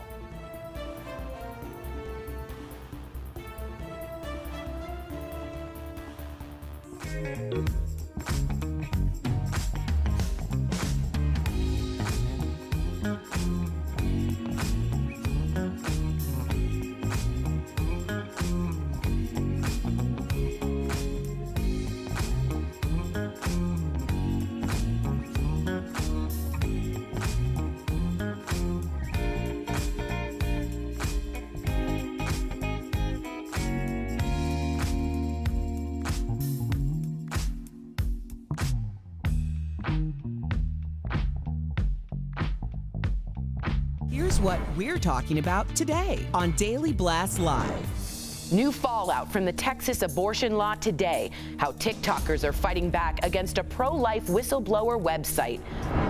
Actress Busy Phillips saves her home from flooding. See the ingenious way she did it. Why is quarterback Aaron Rodgers saying that time away from his fiancée Shailene Woodley is a good thing? Tisha Campbell-Martin is here talking about her real-life encounter with a bear in a grocery store. Now that we have you Bear here, gets more coverage than me. Real, honest, entertaining, live. DBL starts right now. Welcome to DBL. It is Friday, September 3rd. I'm Sam here with my friends Al, Tori, and Erica. Let's get started. So first and foremost, our show airs throughout the entire state of Texas. And many of you who are there are talking about Texas's new law, which bans women from having an abortion after 6 weeks. Now, some of you are saying it is too strict because many times a woman doesn't even know that she is pregnant until after 6 weeks. And there is backlash. It's been coming from all over the country. Now, people on social media took aim at a pro-life whistleblower site that encourages people to report anyone who violates the law. And they flooded the site with a bunch of fake tips. And the dating app Bumble created a relief fund supporting anyone who wants to have an abortion in Texas. But not everyone is against the law. One woman tweeted, quote, "I do believe life begins at conception. This is closer than we have ever come to protecting life." And another wrote, "The Texas abortion ban is about protecting the civil rights of the child in the womb.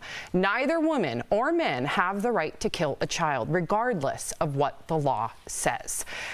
Tori, what do you make of the fallout? So let's just be clear, this is super uncomfortable and hard to talk about, and I know a lot of people out there are super religious about this, and it's very personal, and I want to address that right off the top. I think this is an unconstitutional law. I think it will go up to the Supreme Court, and Roe v. Wade will be looked at. Now, do I think it can be reversed? Yeah, I do. I definitely think there's enough to reverse it. I want to be clear here. This won't stop abortions. This stops only safe and legal abortions. And I want that to be very clear. Research has shown that. This is a law that will only make things worse for women voters, worse for Texans. And the idea that a private citizen can sue anyone who wants to aid and abet, including the Uber or Lyft driver that drives you to the clinic, is an insane law that I think is highly unconstitutional. I have a lot of anger, but I'm keeping it in. You know, Obviously, I feel like it's egregious for anyone to say what happens when it comes to a woman's reproductive rights, what's going on in her uterus. What really tugs on my heart the most is the idea of talking about protecting at conception. But we aren't having that conversation when we're talking about protecting at birth. And I know that for a fact because nationally, there are over 400,000 children who are in the foster care system. Only 260,000 of them have personal advocacy, someone who is in charge of not only them, but their sibling group, a one-on-one. We're not talking about the caseworkers who are overloaded by the way, and only 65% of them have advocacy, yet everyone is jumping in this conversation to talk about what should happen before. Where are the resources? If we aren't having a conversation about keeping the poor poor or the underserved underserved, then why aren't people pouring in the resources to these mothers who are having these children without even resources for themselves? Those resources aren't there until that child is extracted from their home. So when people are talking about their concern about a child in utero, I just want them to keep that same energy for the child when they're born. And Al, being a very passionate point, Erica.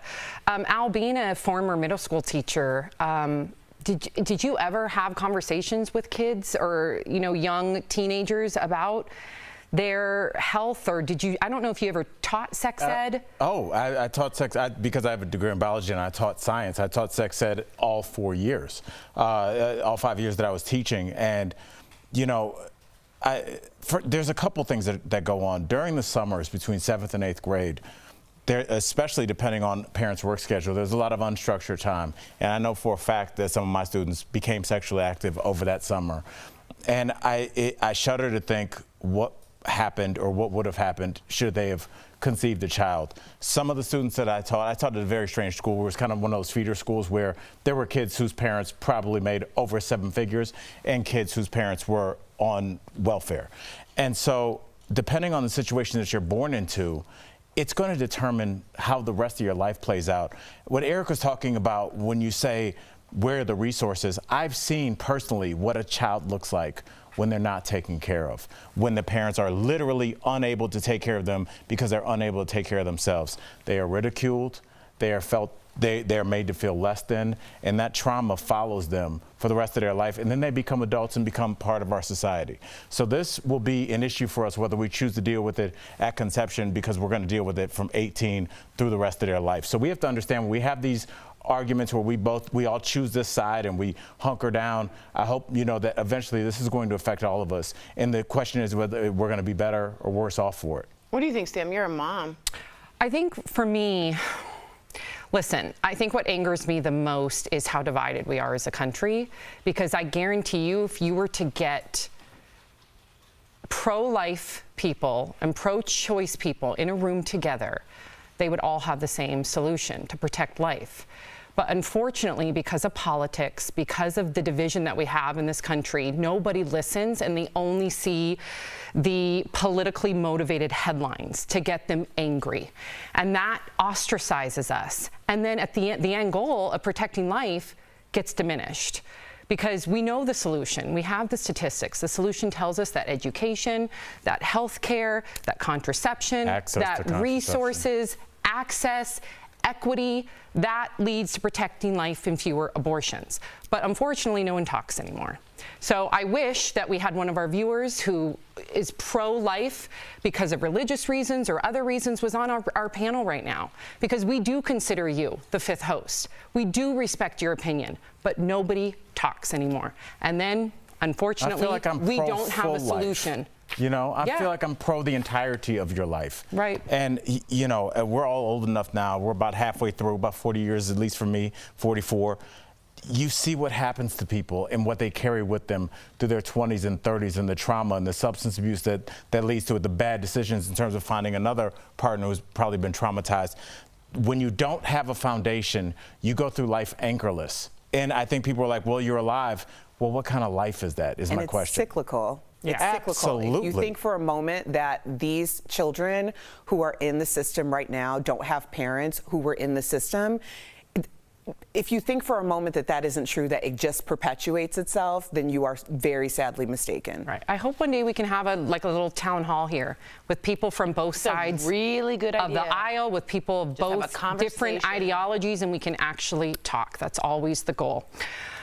Okay, so let's talk about the people in Louisiana and the Northeast, because we know that you all are having a very, very tough time dealing with the aftermath of Hurricane Ida, including actress Busy Phillips. So let's talk about Busy, and I know that this is a little bit lighter note to a degree. Here she is on Instagram, posting a picture in her sweatpants and rubber boots holding a shovel as she tackled the floodwaters that came pouring into her basement in her home in New York. Now, at one point, she and her husband tried to shovel out of the water, but then Busy came up with a very clever do-it-yourself solution. Watch. I realized I had to make makeshift sandbags. So, you know, I have a ton of canvas bags from shops, reusable canvas bags. And I started filling it with flour and rice and oats and then the dirt that was pouring into the house. And guess what? It worked because I'm essentially MacGyver. Good for her. And listen, I know that there's a lot of people out there that don't have nearly the resources or in a much more dire situation, and we recognize that. But given the fact, Tori, I always consider you, doing like the MacGyver type thing. Heck Is this yeah. something that you would do? A Bisquick, some Bisquick powder, some You paper do not clips. own Bisquick, Tori. I do not Bisquick own Bisquick. Bisquick would No, but there's, the idea of using what you have is sort of, we all think and joke and funny, but at some point that's all she had was flour and rice, and you're down to that. And people aren't getting help from anywhere, so they're just using for themselves. So this reminded me so much of what we saw in Texas, Erica and Sam. Remember just people literally frozen in their homes. The governors in Mexico. Like, what are we doing for our citizens? Like, I know we're supposed to have fun with this story, but it just blows my mind that we knew this hurricane was coming. It hits, and the whole thing is just like, I hope you have some oats at your house and a couple canvas bags, and other than that, we don't know what to tell you. Is this where we are in 2021? Erica? I think that face says it all. That's all we needed. That needs to be a GIF right now. It's a GIF. It's a GIF. I know it's a GIF. Before we go, though, to break, we do need some help from you, DBL Nation. We want to hear what you think of our show. We care about what you think, what do you like, what you don't like. They don't like not me. Let's just leave Al out of this unless you have something. Okay. So tell us everything. You guys are our fifth host. Go to dailyblastlive.com/survey or scan the QR code you see here. Take the survey. We really do want to hear from you. Coming up on DBL, what a talent show judge told a teenage Keith Urban and the worst advice Halle Berry ever got. That's coming up next. Plus, actress Tisha Campbell chats with us about her terrifying run-in with a bear in a grocery store. And we're talking with our very own Dr. Pyle Coley, her thoughts on staying put this holiday weekend. That's next when we come back. Closed captioning provided by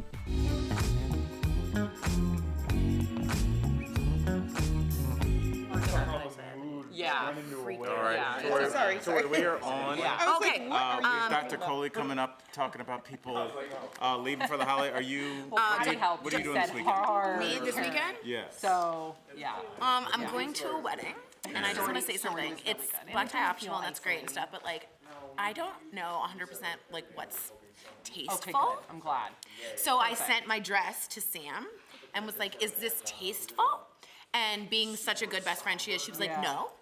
This is not tasteful, and you cannot wear it." It wasn't not tasteful. It was, sorry for the double negative, it was, I guess, it's still focused. It was inappropriate. It was gold sequins, one-shouldered, long, with a slit. I'm going to, not good. I'm going to actually, I always attack you. I'm going to agree with you. I don't understand the unwritten rules of what you're supposed to wear. Is it optional? That means so much. Dr. Coley, how should we figure this out? Is there You're a doctor. I went over my desk.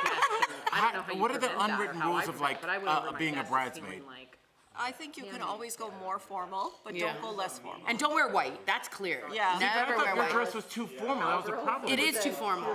Mine looked like a gala Oscar gown. Yeah. It was pulling focus in a way that was completely inappropriate. You cannot detract from your That's what it was. It was detracting from the bride, and I was. So Sam's just like a no. solid color? Yeah, I think more classic, right? Right. Things men don't have to. Not. I mean. Well, your pocket square. We have to talk about what that. square are you wearing? Your What tie? square are you gonna Oh, wear? I've learned that you match the pocket square with the shirt, not the tie. The tie, you match with the tie. Tie with the belt and the shoes? No, you match the tie with the pocket square if you're doing like a party, like after dinner party kind of event. Oh, I You match see. the shirt with the tie when you're trying to be more formal.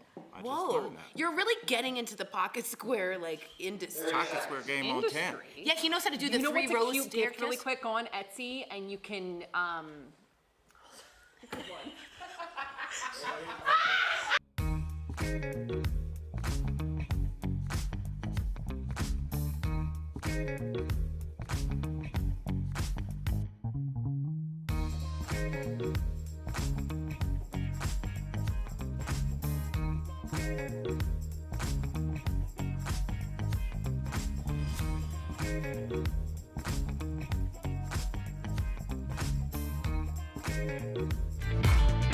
Yes, it is. Welcome back to DBL. Yes, it is.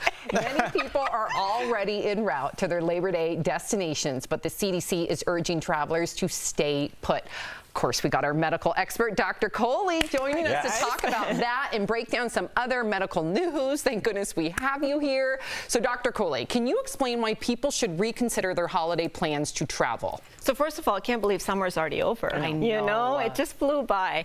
I would start by saying that the unvaccinated people need to stay put. I believe that the vaccinated people can travel safely, but they need to be careful about it. You can't be careless. You need to consider where you're going. Is there a high level of Delta there? How you're getting there. So are you going on a plane, which is higher risk, or are you going in a car, and who you're going with? In other words, are there any unvaccinated people in your party? But given those, I think you can travel, and I'm curious, are any of you guys traveling this weekend? No. No. Are you guys? No. Well, Great answer, guys. I'm going to Vail. You're going to Vail? Yeah. You are? We need to talk. I'll give you all the details. Yes, okay, and I'll talk to Murphy too. So that is a perfect Labor Day trip because it's a road trip, and hopefully you're going with people that are all vaccinated, just like going yourself, one person, right? she's definitely vaccinated. Perfect. That's I neat. approve. See, that's why I feel safe now. Doctor's approval. All right, so this is about ivermectin. We all talked about it. You guys know about it. People have been warned not to take it. It's a livestock drug, right? Ivermectin for COVID-19. But many people in Oklahoma are being rushed to the hospital for this. Yeah. And some people with gunshot wounds aren't being able to be seen because of this, which really makes me angry. How are people getting it, and what can we do to prevent them from getting it? So two ways. One is they're using livestock versions, actually, and taking it, even though it's designed for like animals. veterinarian medicine. Yes, yes. So because it's rural Oklahoma, they have access to these drugs for their cattle, their livestock, and they're using that. But the second, which disturbs me much more, doctors are writing for this under pressure. They've actually said they have 88,000 prescriptions a week, up from like 3,600 before all this started. So I think that that's unethical. A lot of doctors are actually lobbying to have those doctors punished or retaliated against for doing this. But I'm curious, what do you guys think? What's the pressure? Like, who can pressure their doctor to write a script, and where are these doctors? No, I'm just kidding. But like, honestly, like, what kind of pressure? Like, just from the public, like, you need to write this or else? No, it's the patient comes in and says, doctor, I have COVID, and I'm willing to try the monoclonal antibodies, but you also have to give me ivermectin. It's a negotiation with your doctor, and the doctor sometimes says, well, if you think it'll help, let me go ahead and write it for you. All right, we're going to do a hard turn here because we're going to talk about transgender women. Obviously, aside from them being murdered, there's a fact that they're more likely to commit suicide. Heart problems are contributing to them dying at a higher rate than the general population.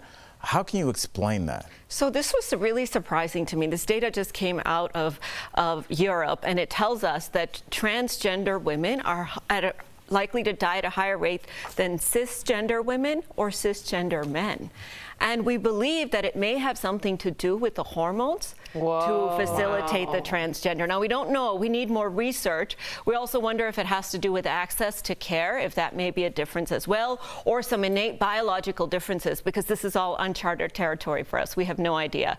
So this really begs the question for me that we need to do better. We need to get more research, because this is a new disparity that we're now seeing in healthcare. Wow. Yeah, that's surprising. Speaking of research, because we have you here, there is new research out that proves how low sodium salt can help prevent stroke. So what else should people with high blood pressure know for prevention?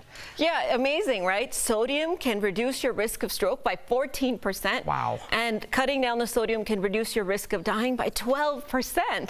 You can actually live longer if you eat less salt. So this study from Europe also looked at using a salt substitute, potassium chloride, instead of sodium chloride. And that does two things. One, it makes you pee out some of the sodium that you have, and the other, it kind of replaces that the sodium that you would otherwise take in. How can I get potassium chloride? You can go to the supermarket and get a salt substitute, such as no salt or any others. What about sea salt? Is sea salt better than like sodium sea salt? salt. I'm really into Himalayan sea salt. No. Salt is salt. salt. Yeah. Salt is salt. You gotta cut it down, you guys. Just because it's pink. I do like that. It's good. All right. Thank you so much, Dr. Coley, as always. If you, DBL Nation, have a medical question you want answered by our Dr. Coley, write us on social media. You can also email info@dailyblastlive.com. Again, no panic, just prevention and precautions. We'll be right back. Coming up on DBL, are women really more attracted to men who mumble? The answer next.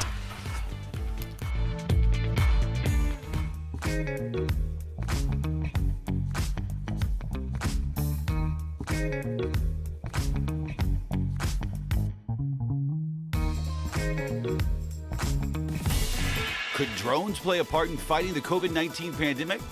Let's connect the dots. Atrium Health has been working with UPS for a long time to perfect this technology. Now they can use a drone to deliver vaccines 25 doses at a time from the main hospital to nearby practices and pharmacies. And this is not your normal delivery drone. It's climate controlled. Remember, the COVID vaccine has to be stored in incredibly cold temperatures, so the drone is packed with special gel to keep them cool. But is drone delivery actually that helpful for delivering vaccines? Researchers say yes in certain situations. Drones could help transport vaccines to places that are hard to reach by delivery truck. In fact, the technology is already widely being used by Pfizer to ship vaccines in Ghana. And here in the U.S., drones could help lighten the load for delivery drivers. Saving a few trips with this technology could go a long way, as companies face staffing shortages and a growing mountain of online deliveries. Still, it could be a while before we see drones take over the vaccine rollout. Right now, Atrium is only operating one drone within a mile radius in Winston-Salem. The technology is looking promising for fighting disease in the future, and that is connecting the dots.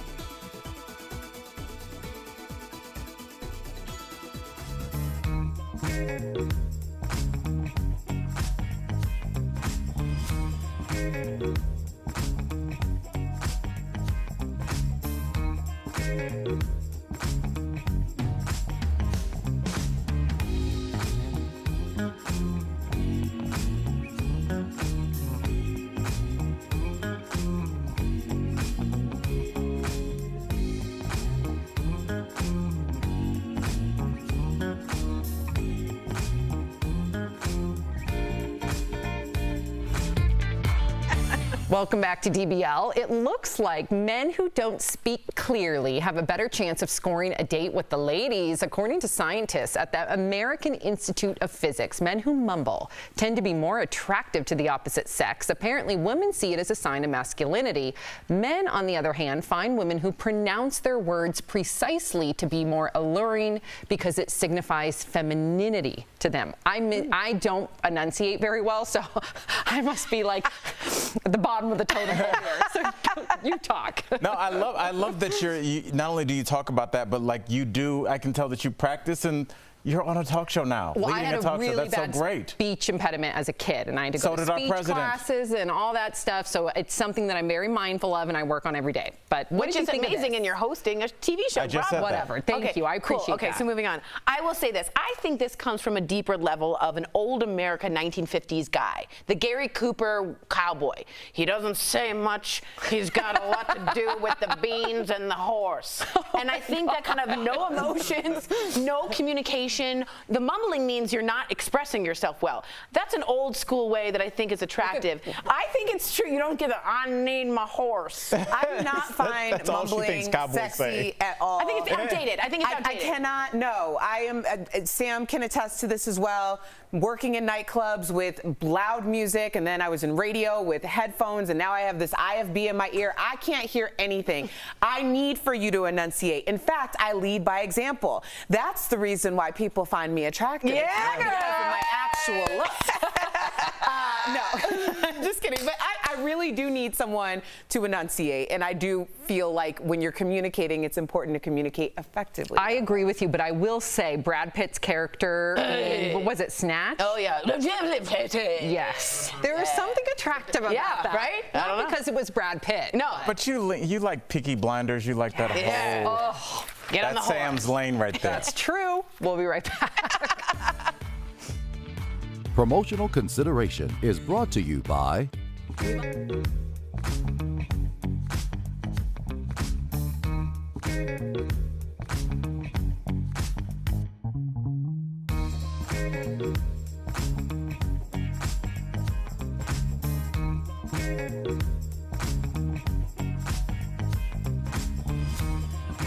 Are at-home COVID tests a reliable way to determine whether you've been infected?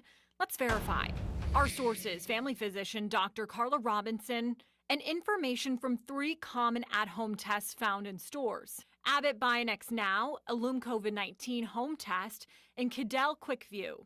All 3 at-home tests have received emergency use authorization from the FDA, meaning they are not fully approved yet, and all are nasal swabs with test results in about 10 to 15 minutes. Clinical studies for Abbott Bionex Now shows the test is about 84% accurate at detecting positive cases and 98% accurate at detecting negative cases. Meanwhile, clinical studies for Illum COVID-19 home test showed 96% accuracy for those who had symptoms and 91% accuracy for people who did not have symptoms. Finally, Cadell QuickView totes an 83% accuracy for detecting positive cases and 99% accuracy detecting negative cases, according to a clinical study. Type of patient to use this test would be someone who's symptomatic. Those who are asymptomatic and just may have been exposed, there may be a lot more variability there. Dr. Carla Robinson says these tests are fairly accurate. However, the most reliable test is a PCR test administered by a medical professional where the swabs are sent to a lab for analysis. PCR is the gold standard type of test that we have for COVID-19, which is the most reliable and the one that's used most often in the hospital or clinic setting. Either way, Dr. Robinson says it's important once you get results from any of these tests to speak with a healthcare provider for the next steps. So we can verify that yes, at-home tests have a high degree of accuracy, but they're not perfect. And Dr. Robinson stresses that the result itself isn't the end game. People should always speak with a healthcare provider after getting their results back. These at-home tests range from $20 to about $40. Dr. Robinson says the best way to get answers you can count on is to go to your doctor. With your Verify, I'm Megan Bragg.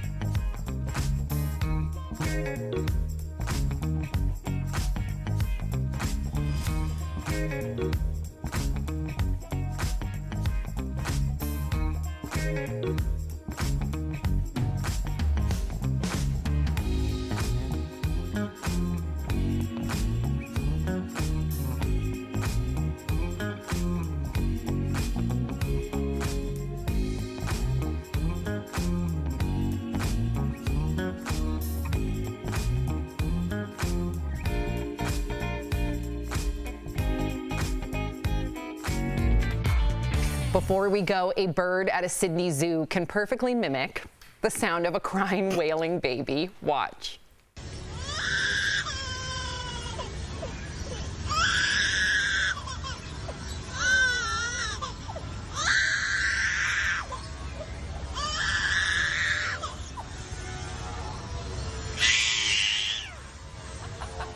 That bird's been at my house too much. It's a mom of 2. The zoo says Echo, the lyrebird, worked on his craft during lockdown. He can also mimic the sounds of a fire alarm and a power drill.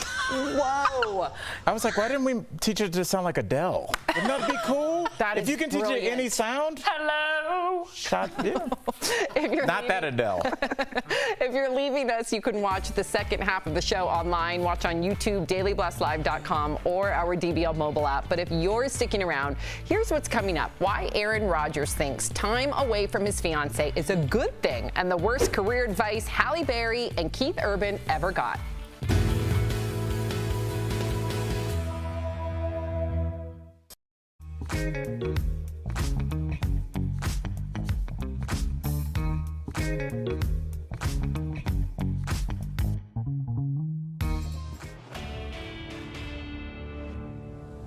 So let's verify. Can you catch diseases from floodwater? And we can tell you that right off the bat, the answer is yes. This is true. That's according to our expert sources, Dr. Kellogg Schwab, a professor in water and public health at Johns Hopkins, Dr. Matt Wilson, the vice chair of emergency medicine at MedStar Washington Hospital Center, and the CDC. And there's good reason to stay out of the floodwater if you can, according to the CDC. They say that it can cause things like wound infections, skin rash, gastrointestinal illnesses, and tetanus. After a flood, you have increased contamination of local water sources from maybe sewage water.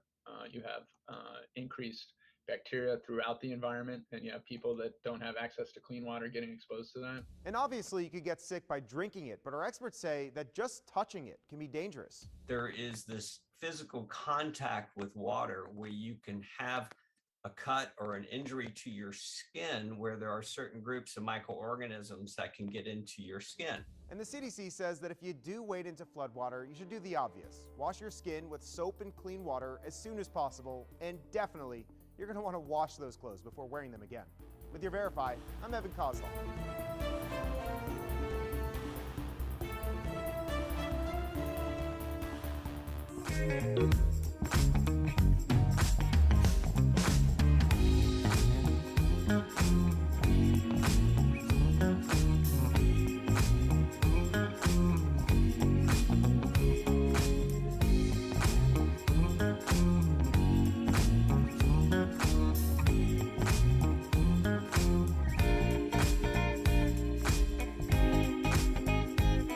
This is Daily Blast Live. We're talking about what you're talking about. Real, honest, entertaining, live. DBL starts right now. Welcome to DBL. I'm Sam here with Al, Tori, and Erica. Let's get started. So Aaron Rodgers is apparently looking forward to a little more me time. During a recent interview, the NFL star said time away from his fiancée, Shailene Woodley, is a, quote, good thing. The two spent a lot of time together during quarantine, but when things open back up, they are both back to work, and Aaron says they are looking forward to focusing on work and their own routines for a while. Shailene's acting career keeps her in Los Angeles, while Aaron is in Wisconsin. So is time away from your spouse, Erica, in your opinion, a good thing or a bad thing? I think it's a good thing. You know, I do believe the absence makes the heart grow fonder. For pretty much the duration of my relationship or my marriage, we've had a lot of time apart because one of us was traveling all the time. So now it's been interesting with lockdown. I do enjoy my husband. You know, it gives you something to talk about. You know, your experiences for that day or that week might be different. Yeah, well, yeah, I agree. First of all, I have a theory about these two. I think they got together very quickly, if you remember, and then had the whole pandemic to be like, uh-oh. So it might just be like they need to slow down a little bit. I love them both. I think they're kind of nerdy and granola, and I love that couple. As for me, I'm super codependent. I like to spend a lot of time with my husband, almost all the time, almost too much time. And what I've learned from Will Smith, there's a famous video with Jada who says, you can't fill the other person's cup. You have to fill your own cup, and they have to fill your cup, and you can walk down that road together. And I've learned that what having happened to the cups? It's a metaphor. Okay. So I've learned that walking that path, not always together, but facing the same direction is the best way to do it. So I need to back off a little, and I need to know that. Do you think that should be something that's in your dating profile? Like, honestly, just like along with non-smoking, like... Codependent, not codependent? Yeah, maybe a nicer term, but like, honestly, like, hey, I'm the kind of person that, whatever term we came up for, I kind of like that 4 hours by myself, that kind of thing, because I think a lot of people, Tori, if you were with a different partner, they'd be like, hey, I need to breathe. I want to be in my den for a little while, and I think that could cause problems. Yeah, because I'd be like, hello, what are we doing? Especially if you live in an apartment. Good luck. Yes. Right? Okay, so even celebrities can get bad advice. And if Halle Berry or Keith Urban had listened to theirs, we might have never learned their names. So during a recent interview, the Oscar-winning actress said, someone once told her to have a backup plan to acting, but she isn't the only one who was told she didn't have what it takes. So yesterday, country star Keith Urban posted a video on his Instagram that shows him at age 16 performing at a talent show, and just listen to what the judge said to him. You're just wasting your time chasing the tail of a dragon kind of dream. At 16, I'd have thought, for instance, you'd be pretty keen on forming a group. You're a little, I think, as a solo performer, not quite enough strength. Sometimes you just got to prove them wrong. Wow, what an inspiring video. Erica, do you believe in having a backup plan, or if you have a dream, you go all in? If I have a dream, I go all in. But I think that we've redefined backup plans because we're in a gig economy. And for those of us, I mean, all of us had our side hustle, so to speak, when we had our going all in on our dream. So I always encourage people not to think of their side hustle as an actual side hustle. It's a part of your collage of, or, you know, repertoire of things that you need in order to go forward in your dream. You know, I don't want to sound like a hater. I can't wait. But give it to us, Do you know Al. why people love the original American Idol? Because Simon Cowell was honest about your performance. And I say that you look at the source, but in that case, he had credentials. And if he's telling you maybe in a not so nice way, you don't have it, kid. What happened to everybody that stormed off? You're going to hear from me again. Where they at? Well, that one guy. We can always look at the one outlier. That's not true, Al. He's an outlier. Most people. How many people that go to? How many people get? If 10,000 people show up in LA every day, how many of them are going to be cast on a show? No, you're 4? right. But at the same time, those people that start out with a dream, like let's say somebody goes to LA and they start out with a dream to be an actor. Perhaps somehow with that effort and being there long enough, they end up being a producer. Or it may not be the original dream, but it evolved into another dream that's still satisfying. So I don't know. And to your American Idol point, because I love American Idol, there's many contestants that they said no to, came back 3 years later and then made the top 10. Oh. A lot of them. I don't remember the names. Oh, okay, yeah. All those household names. I think you're ignoring a really big part of it, though, Al. Talk to me. Think about when you first started in stand-up. Yes. There was a ocean of other people who said that they wanted to be a comedian. You've been in it how long now? 20 years? 16 almost. Yeah. Okay, so almost 20 years. Now you're playing in more of a kiddie pool. Like there isn't as many people because people realize that that wasn't necessarily their dream. Right. So I do think when you have like this whole arsenal of ways to support yourself in order to pursue your passion, then you start to define exactly what your passion is. And I think that's okay. It's still your dream. Yeah, it's your dream, but I think you do need to be able to take harsh criticisms. I've taken it from comics, and it's really important. And to your point, Erica, which I totally agree on, whether it's entertainment, if you're going to quit your job and start an Etsy business, go in with, don't have blinders on, like that whole Nike, this is my dream. Stop that. Stop being so dramatic. Keep your eyes open and be like, hey, maybe I don't like acting as much, but I do like the behind the scenes. I like the inventory. Maybe I should go into that kind of thing and like, you know, studio production. So there's so many different avenues now. That's what Sam said. I was looking at her because I was agreeing with her point. Okay, well, I'm just You're saying. just mad because I made the cups comment. No, I know, Your I'm cups not. analogy, you said let's fill our cups and then walk down the street. That's the whole thing. No one walks down the street with a cup anyway. Oh, let me just say this very quick. Don't have a dream, though, if you're not prepared. Get your craft under you. Don't just have a dream. Do your work underneath it. Oprah says luck is when preparation meets opportunity. Don't just get lucky. Get prepared. Yes. Thank you, Oprah? General Patton. I don't know. Wow. I feel like I got yelled at in the Notre Dame locker room. Hello, boys. Okay. All right. Let's talk about Little Nas X, shall we? Where did that come from? I was being a coach. That was like, yeah, okay. Okay. That was like a mean 8th grade coach you had channeling there. Okay. Tori never had any coaches. No. Oh, you don't have any? Well, we were the grasshoppers. Yeah, I had Oprah. Yeah. There we go. We don't know if she was the first to say it or if she just happened to say it. Yeah, she name dropped Oprah. I don't know if we need to have the booth check that. Okay. Let's move on to Little Nas X. Oprah always said, just do it. It's true. True. And you're good. True.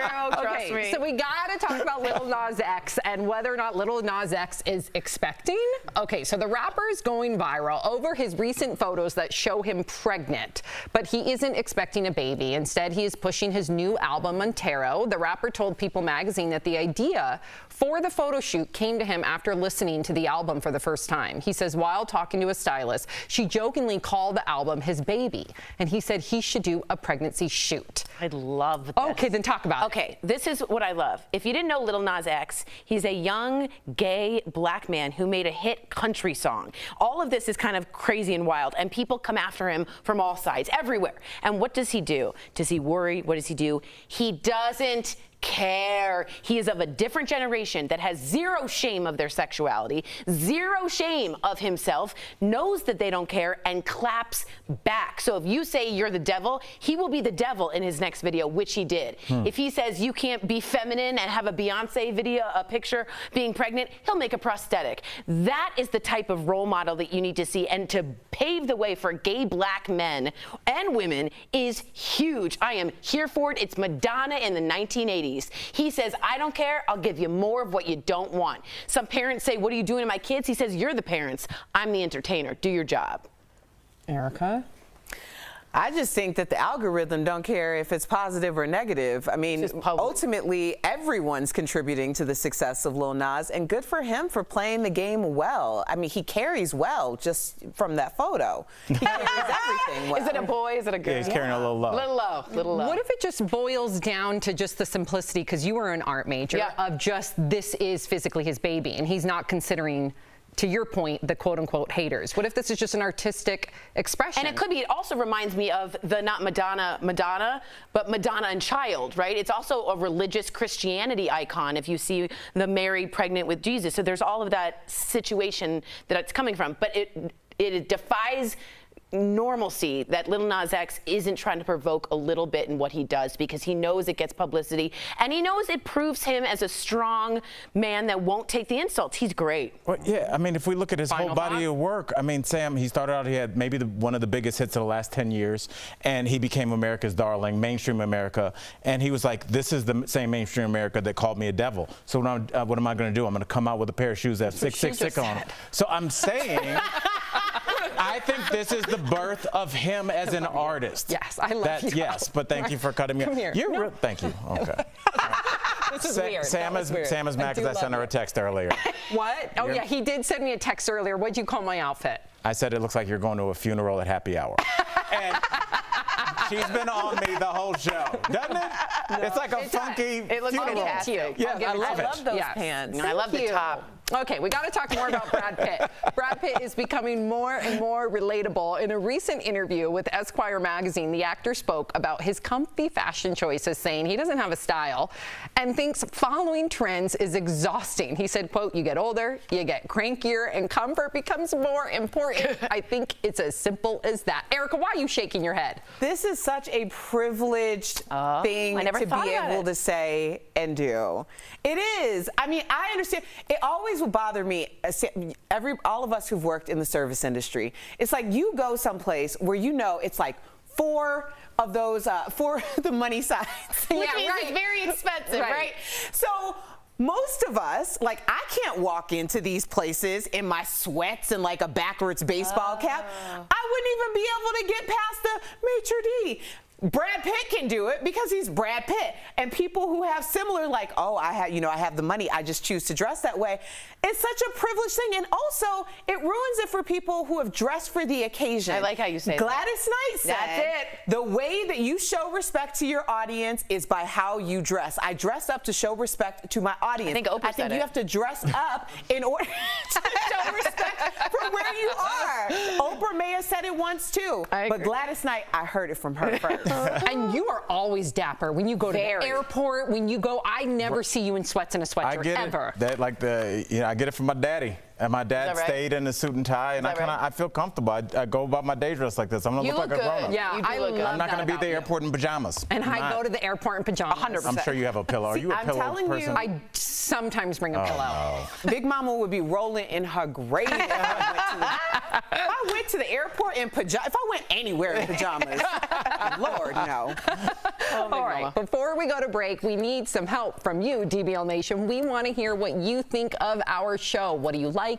What don't you like? Tell us everything. No holds barred. We actually want to make changes to help you. Go to dailyblastlive.com/survey or scan the QR code and see that you can see right here. Take the survey. We really want to hear from you. We'll be right back. Closed captioning provided by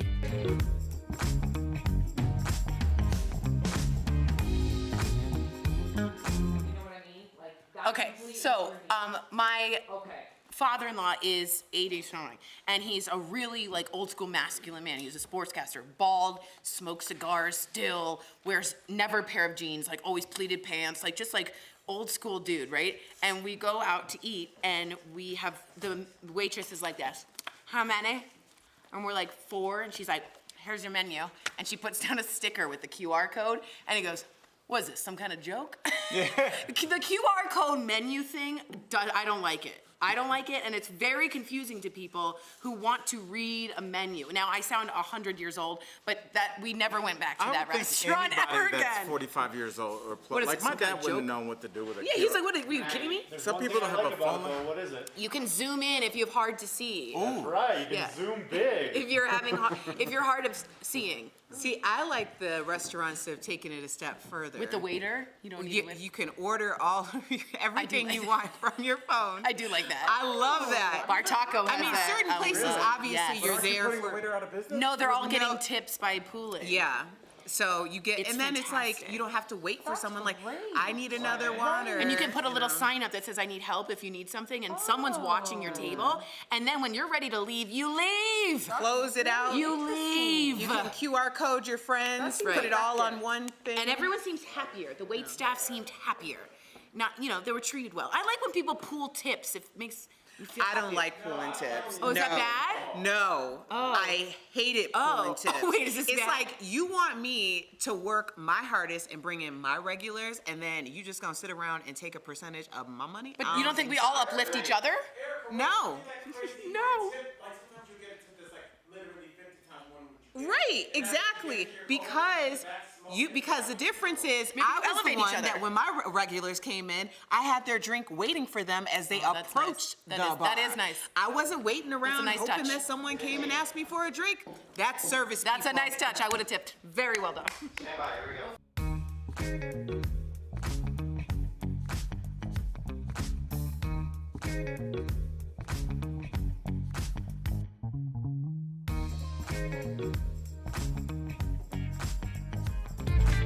This is our wedding we are talking about. I have got to pick out the bouquet, buy my shoes, figure out whether we're going to serve chicken or fish by tomorrow. Tomorrow, chicken or fish, chicken or fish. Can I get some help, please? If you've ever said, "You go, girl," or "Damn, Gina," it's because of the 90s hit sitcom Martin and the muse who became everyone's favorite girlfriend. Earlier, we caught up with Tisha Campbell Martin in today's Chatting with the Stars.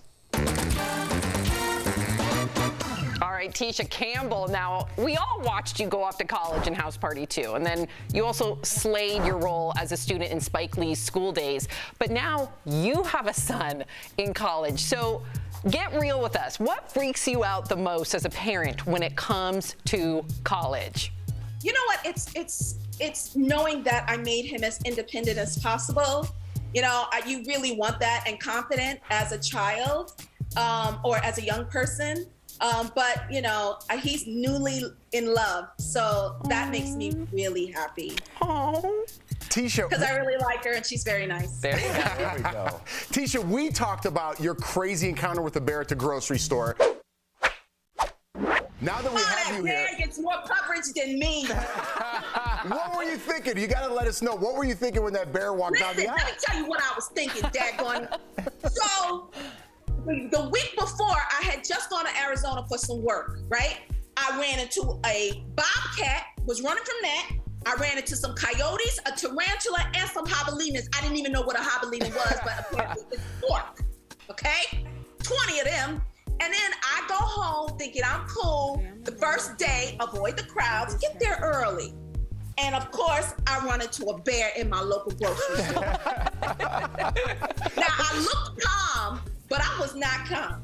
I was trying, my father, thank God, taught me how to play chess, so I was trying to think my way out of the store. Because to me, where there's a baby bear, there's a mama bear somewhere. So I was just thinking my way through. Talk about your girl, Tashina Arnold. Now, you guys met in audition when you guys were kids, like from the 11 beginning. and 12 years old. Wow. Yes, we were 11 and 12. Yeah. And you guys obviously have been cool ever since. So I have to ask, as somebody, and I know we've all auditioned, do you guys ever go after the same role? Because I remember seeing the same people at the same auditions. Yes, all the time. But you know, that's what gravitated us to one another, is that when we first met, you know, we would find out about auditions and we would call the other one. Did you hear about this one? Well, come meet me and let's crash it. You know, and if it wasn't me who got the role, I wanted it to be her and vice versa. So we always operated like that. And we always operated on being, you know, authentic with one another, holding each other accountable, not being a yes man, supporting one another. That's the kind of friend that you would really want for a lifetime. That's true empowerment. Your new movie, we got to talk about it, The J Team. It stars YouTuber JoJo Siwa, who got her start on Dance Mom. So talk about your role and how much dancing did it require? Well, I didn't have to do a whole bunch of dancing, right? But I did have to come in and be I'm playing the choreographer, Coach Poppy. And this is the first time, you guys, that I got to play a villain. Oh, in nice. any film. So being able to be the Cruella de Vil of it all was exciting. It was fun. I got to mess with the kids. Michael Lang, the director, left the camera open and was like, I don't know what Tisha's gonna do, so let's just keep the cameras rolling. Cheer up, this is gonna be fun as long as you follow my rules. Like, the theme of the movie is really about being your authentic self, not dimming your light. And I was a newly single mom, so it hit my heartstrings. And then JoJo was being her authentic self in the media at the time. And so there was so much focus on that. I wanted to support that. And Nickelodeon in general wanted to make sure that this was a very diverse film, so everybody is represented. We even have a trans teen, the first trans teen in a musical. Amazing. Being represented in this film. So it's inclusive, it's fun, it's dancing, it's music. I can't wait. We need that. We need that in, you know, coming out of the isolation of it all. Thank you for joining us, Tisha. You can see her DBL Nation in the J Team starting September 3rd on Paramount Plus. Thank you, Tisha. Thank you, Tisha. Always a pleasure. Bye. Bye. We'll be right back.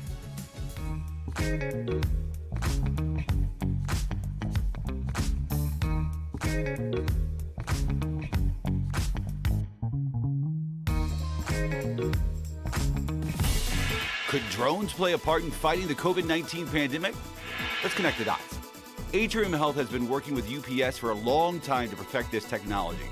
Now they can use a drone to deliver vaccines 25 doses at a time from the main hospital to nearby practices and pharmacies. And this is not your normal delivery drone. It's climate controlled. Remember, the COVID vaccine has to be stored in incredibly cold temperatures, so the drone is packed with special gel to keep them cool. But is drone delivery actually that helpful for delivering vaccines? Researchers say yes in certain situations. Drones could help transport vaccines to places that are hard to reach by delivery truck. In fact, the technology is already widely being used by Pfizer to ship vaccines in Ghana. And here in the U.S., drones could help lighten the load for delivery drivers. Saving a few trips with this technology could go a long way, as companies face staffing shortages and a growing mountain of online deliveries.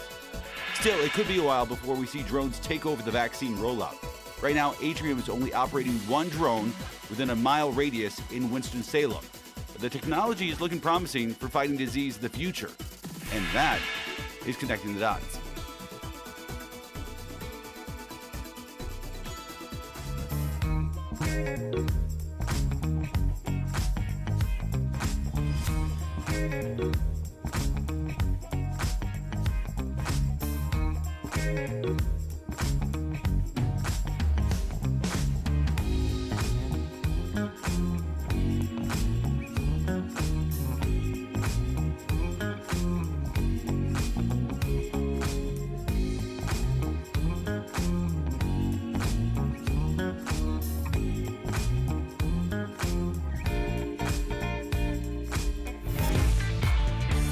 Welcome back to DBL. They can drive us up the wall sometimes, but our siblings will always be our first and most loved friend. But imagine if you hadn't seen yours in 10 years. Well, that's what happened to these sisters, and you won't believe how they got reunited. These adoptive dads reunited biological sisters. Tim and Steven adopted Vicky 2.5 years ago. In October, they learned her biological sister, Miranda, was back in foster care. When we heard that she needed a home and that she was back in the foster system, it just didn't seem right that she'd be placed in some random home. It felt right that she'd be with her sister and with us. The two sisters hadn't seen each other in 10 years. The day that I came home, she was standing right here. I walked down and I just hugged her. We hugged for a good 15 minutes. They cried.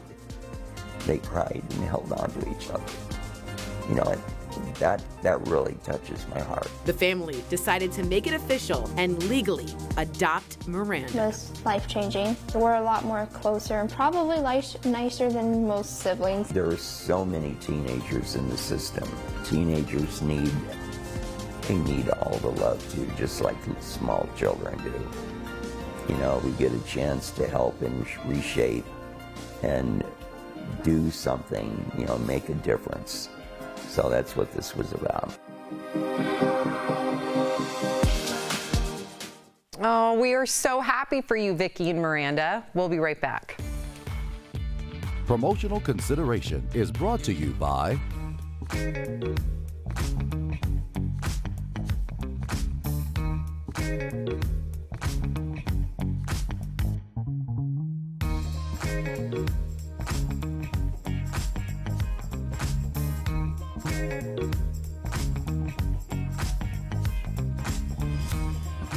Are at-home COVID tests a reliable way to determine whether you've been infected? Let's verify. Our sources, family physician Dr. Carla Robinson, and information from 3 common at-home tests found in stores. Abbott Bionex Now, Illum COVID-19 home test, and Cadell QuickView. All 3 at-home tests have received emergency use authorization from the FDA, meaning they are not fully approved yet, and all are nasal swabs with test results in about 10 to 15 minutes. Clinical studies for Abbott Bionex Now shows the test is about 84% accurate at detecting positive cases and 98% accurate at detecting negative cases. Meanwhile, clinical studies for Illum COVID-19 home test showed 96% accuracy for those who had symptoms and 91% accuracy for people who did not have symptoms. Finally, Cadell QuickView totes an 83% accuracy for detecting positive cases and 99% accuracy detecting negative cases, according to a clinical study. Type of patient to use this test would be someone who's symptomatic. Those who are asymptomatic and just may have been exposed, there may be a lot more variability there. Dr. Carla Robinson says these tests are fairly accurate. However, the most reliable test is a PCR test administered by a medical professional where the swabs are sent to a lab for analysis. PCR is the gold standard type of test that we have for COVID-19, which is the most reliable and the one that's used most often in the hospital or clinic setting.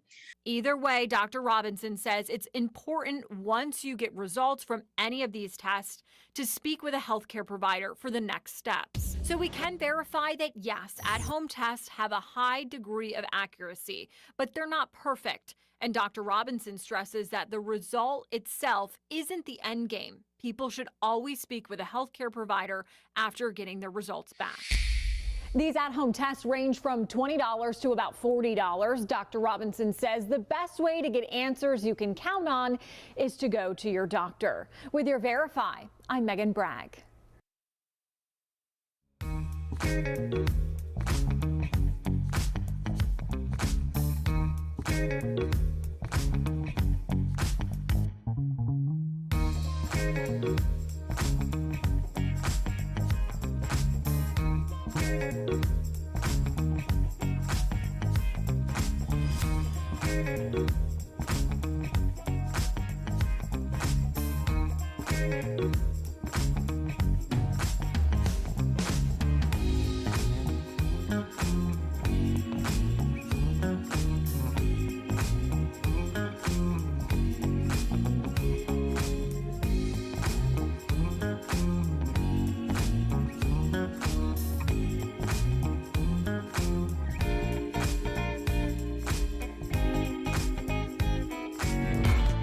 Thank you for joining us. It is Friday, so we're going to wish everybody a happy holiday weekend. We will see you Monday, same time, same place. Bye, guys.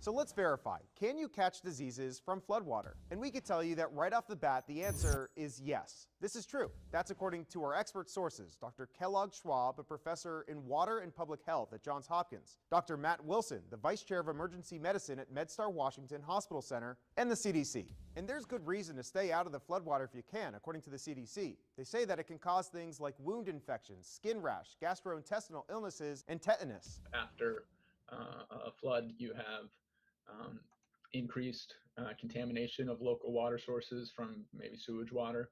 You have increased bacteria throughout the environment, and you have people that don't have access to clean water getting exposed to that. And obviously you could get sick by drinking it, but our experts say that just touching it can be dangerous. There is this physical contact with water where you can have a cut or an injury to your skin where there are certain groups of microorganisms that can get into your skin.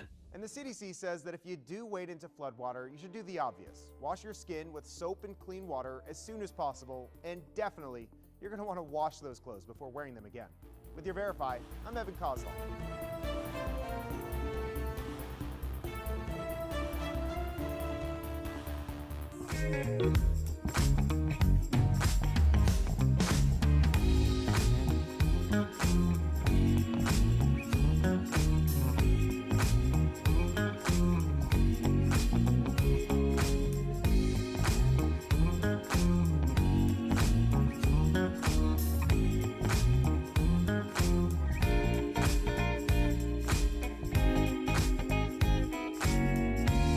Talking about today on Daily Blast Live. New fallout from the Texas abortion law today. How TikTokers are fighting back against a pro-life whistleblower website.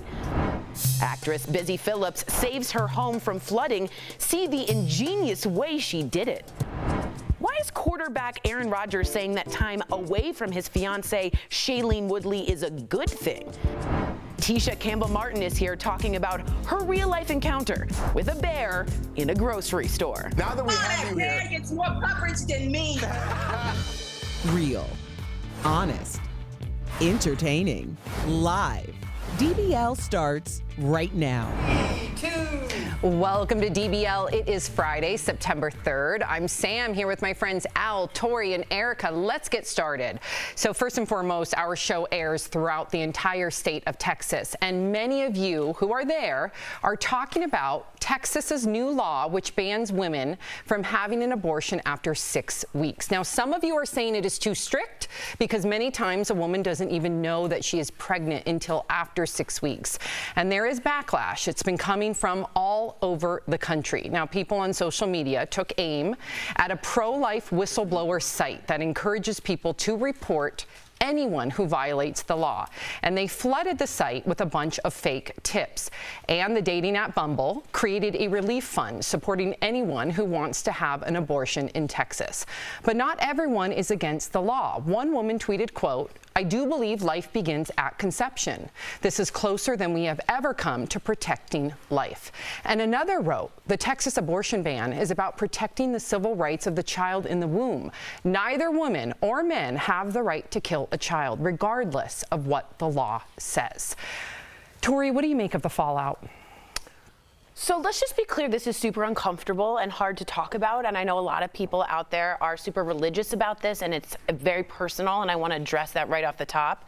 I think this is an unconstitutional law. I think it will go up to the Supreme Court, and Roe v. Wade will be looked at. Now, do I think it can be reversed?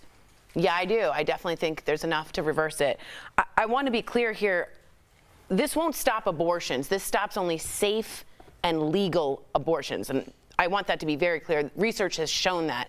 This is a law that will only make things worse for women voters, worse for Texans. And the idea that a private citizen can sue anyone who wants to aid and abet, including the Uber or Lyft driver that drives you to the clinic, is an insane law that I think is highly unconstitutional. I have a lot of anger, but I'm keeping it in.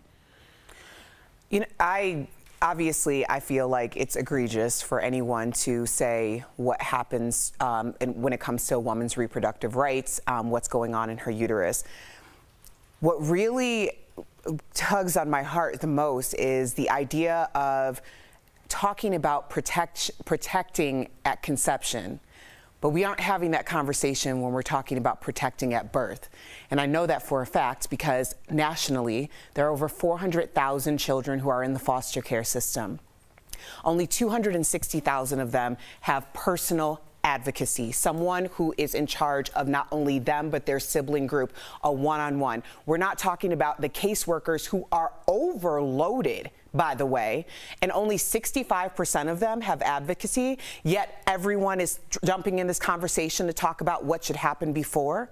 Where are the resources? If we aren't having a conversation about keeping the poor poor or the underserved underserved, then why aren't people pouring in the resources to these mothers who are having these children without even resources for themselves? Those resources aren't there until that child is extracted from their home. So when people are talking about their concern about a child in utero, I just want them to keep that same energy for the child when they're born. And Al, being a very passionate point, Erica. Al, being a former middle school teacher, did you ever have conversations with kids or, you know, young teenagers about their health, or did you, I don't know if you ever taught sex ed? I taught sex ed because I have a degree in biology and I taught science. I taught sex ed all 4 years, all 5 years that I was teaching. And, you know, there's a couple things that go on during the summers between 7th and 8th grade. There, especially depending on parents' work schedule, there's a lot of unstructured time. And I know for a fact that some of my students became sexually active over that summer. And I shudder to think what happened or what would have happened should they have conceived a child. Some of the students that I taught at a very strange school. It was kind of one of those feeder schools where there were kids whose parents probably made over 7 figures and kids whose parents were on welfare. And so depending on the situation that you're born into, it's going to determine how the rest of your life plays out. What Eric was talking about when you say, where are the resources? I've seen personally what a child looks like when they're not taken care of, when the parents are literally unable to take care of them because they're unable to take care of themselves. They are ridiculed, they are made to feel less than, and that trauma follows them for the rest of their life, and then they become adults and become part of our society. So this will be an issue for us whether we choose to deal with it at conception, because we're going to deal with it from 18 through the rest of their life. So we have to understand when we have these arguments where we all choose this side and we hunker down, I hope you know that eventually this is going to affect all of us. And the question is whether we're going to be better or worse off for it. What do you think, Sam? You're a mom. I think for me, listen, I think what angers me the most is how divided we are as a country, because I guarantee you if you were to get pro-life people and pro-choice people in a room together, they would all have the same solution to protect life. But unfortunately, because of politics, because of the division that we have in this country, nobody listens and they only see the politically motivated headlines to get them angry. And that ostracizes us. And then at the end goal of protecting life gets diminished.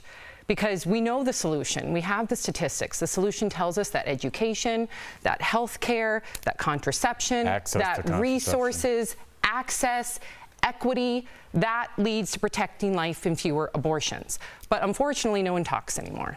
So I wish that we had one of our viewers who is pro-life because of religious reasons or other reasons was on our panel right now. Because we do consider you the fifth host. We do respect your opinion, but nobody talks anymore. And then, unfortunately, we don't have a solution.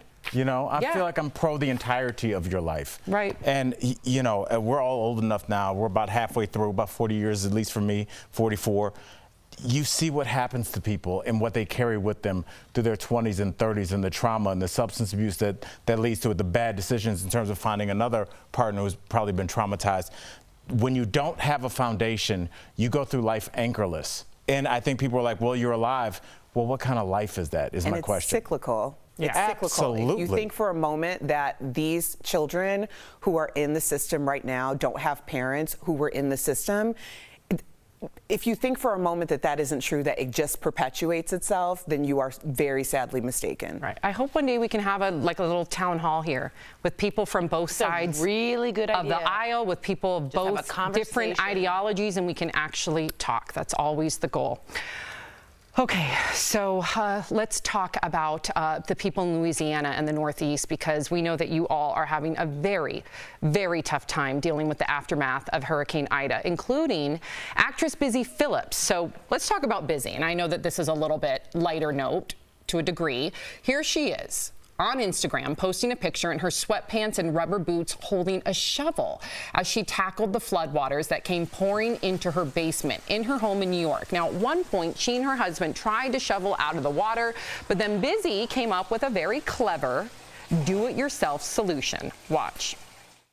I realized I had to make makeshift sandbags. So, you know, I have a ton of canvas bags from shops, reusable canvas bags.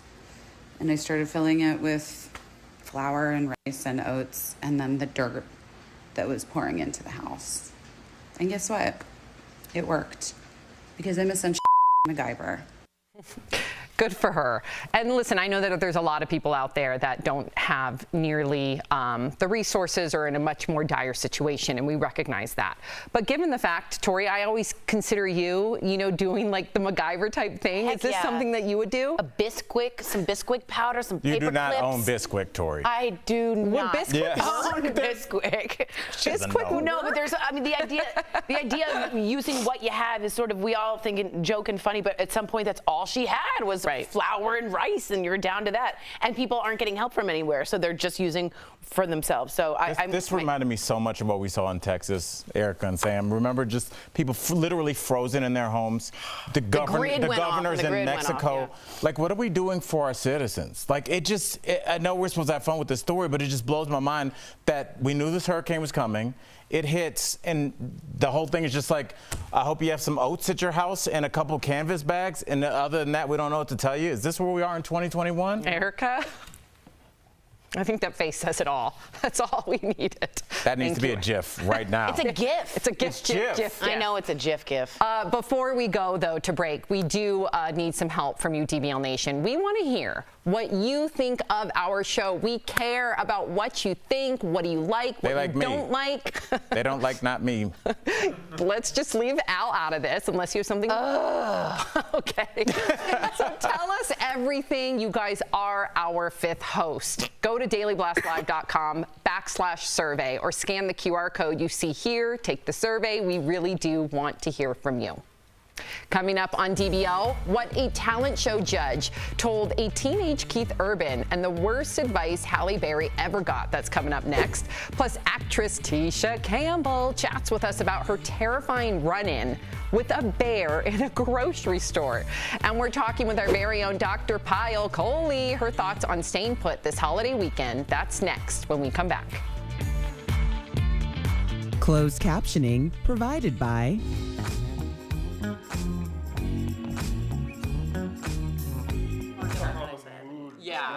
All right. Sorry. We are on. Okay. We have Dr. Coley coming up talking about people leaving for the holiday. Are you? What are you doing this weekend? Me this weekend? Yes. So, yeah. I'm going to a wedding, and I just want to say something. It's black tie optional, and that's great and stuff, but I don't know 100% what's tasteful. Okay, good. I'm glad. So I sent my dress to Sam and was like, "Is this tasteful?" And being such a good best friend she is, she was like, "No. This is not tasteful, and you cannot wear it." It wasn't not tasteful. It was, sorry for the double negative, it was, I guess, it stole focus. It was inappropriate. It was gold sequins, one-shouldered, long, with a slit. I'm going to, I always attack you. I'm going to agree with you. I don't understand the unwritten rules of, what you're supposed to wear. Is it optional? That how means do you, so much. Dr. Coley, how should we figure this out? Is there You're a doctor. I went over my desk. What are the unwritten rules of being a bridesmaid? I think you can always go more formal, but don't go less formal. And don't wear white. That's clear. Yeah. Never wear white. Your dress was too formal. That was a problem. It is too formal.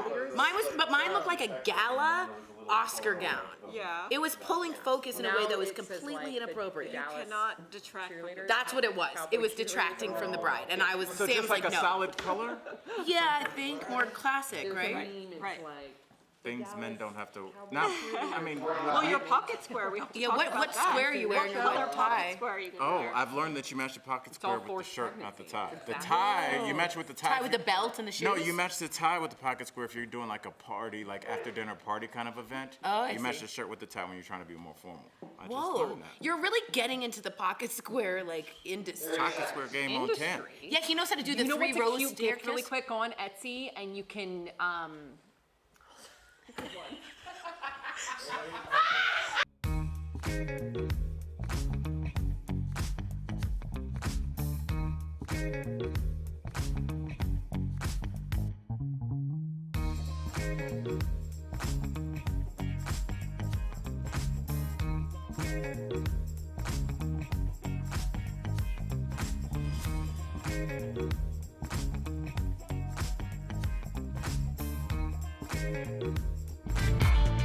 Yes, it is. Welcome back to DBL. Yes, it is. Many people are already en route to their Labor Day destinations, but the CDC is urging travelers to stay put. Of course, we got our medical expert, Dr. Coley, joining us to talk about that and break down some other medical news. Thank goodness we have you here. So, Dr. Coley, can you explain why people should reconsider their holiday plans to travel? So first of all, I can't believe summer's already over. I know. You know, it just flew by. I would start by saying that the unvaccinated people need to stay put. I believe that the vaccinated people can travel safely, but they need to be careful about it. You can't be careless. You need to consider where you're going. Is there a high level of Delta there? How you're getting there. So are you going on a plane, which is higher risk, or are you going in a car, and who you're going with? In other words, are there any unvaccinated people in your party? But given those, I think you can travel, and I'm curious, are any of you guys traveling this weekend? No. No. Are you guys? No. Well, Great answer, guys. I'm going to Vail. You're going to Vail? Yeah. You are? We need to talk. I'll give you all the details. Yes, okay, and I'll talk to can't Smurfy wait. too. So that is a perfect Labor Day trip because it's a road trip, and hopefully you're going with people that are all vaccinated, Yes, just like going with yourself, one person, right? she's definitely vaccinated. Perfect. That's I neat. approve. All right, see, that's on there. I feel safe now. Doctor's approval. All right, so this is about ivermectin. We all talked about it. You guys know about it. People have been warned not to take it. It's a livestock drug, right? Ivermectin for COVID-19. But many people in Oklahoma are being rushed to the hospital for this. Yeah. And some people with gunshot wounds aren't being able to be seen because of this, which really makes me angry. How are people getting it, and what can we do to prevent them from getting it? So two ways. One is they're using livestock versions, actually, and taking it, even though it's designed for So like animals. veterinarian medicine? Yes, yes. So because it's rural Oklahoma, they have access to these drugs for their cattle, their livestock, and they're using that. But the second, which disturbs me much more, doctors are writing for this under pressure. They've actually said they have 88,000 prescriptions a week, up from like 3,600 before all this started. So I think that that's unethical. A lot of doctors are actually lobbying to have those doctors punished or retaliated against for doing this. But I'm curious, what do you guys think? What's the pressure? Like, who can pressure their doctor to write a script, and where are these doctors? No, I'm just kidding.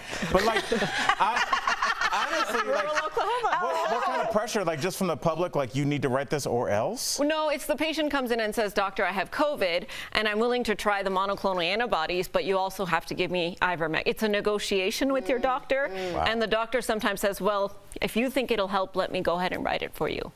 All right, we're going to do a hard turn here because we're going to talk about transgender women. Obviously, aside from them being murdered, there's a fact that they're more likely to commit suicide.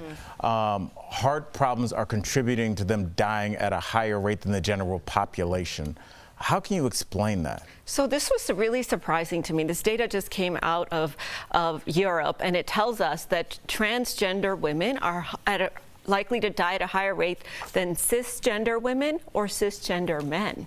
And we believe that it may have something to do with the hormones to facilitate the transgender. Now, we don't know. We need more research. We also wonder if it has to do with access to care, if that may be a difference as well, or some innate biological differences, because this is all uncharted territory for us. We have no idea. So this really begs the question for me that we need to do better. We need to get more research, because this is a new disparity that we're now seeing in healthcare. Wow. Yeah, that's surprising. Speaking of research, because we have you here, there is new research out out that proves how low sodium salt can help prevent strokes. So what else should people with high blood pressure know for prevention? Yeah, amazing, right? Sodium can reduce your risk of stroke by 14%. Wow. And cutting down the sodium can reduce your risk of dying by 12%. You can actually live longer if you eat less salt. So this study from Europe also looked at using a salt substitute, potassium chloride, instead of sodium chloride. And that does two things. One, it makes you pee out some of the sodium that you have, and the other, it kind of replaces that the sodium that you would otherwise take in. How can I get potassium chloride? You can go to the supermarket and get a salt substitute, such as no salt or any others. What about sea salt? Is sea salt better than sodium like sea salt. I'm really into Himalayan sea salt. No. Salt is salt. Yeah. Salt is salt. You gotta cut it down, you guys. Just because it's pink. I do like that. It's good. All right. Thank you so much, Dr. Coley, as always. If you, DBL Nation, have a medical question you want answered by our Dr. Coley, write us on social media. You can also email info@dailyblastlive.com. Again, no panic, just prevention and precautions. We'll be right back. Coming up on DBL, are women really more attracted to men who mumble? The answer next. Nearly 110 million.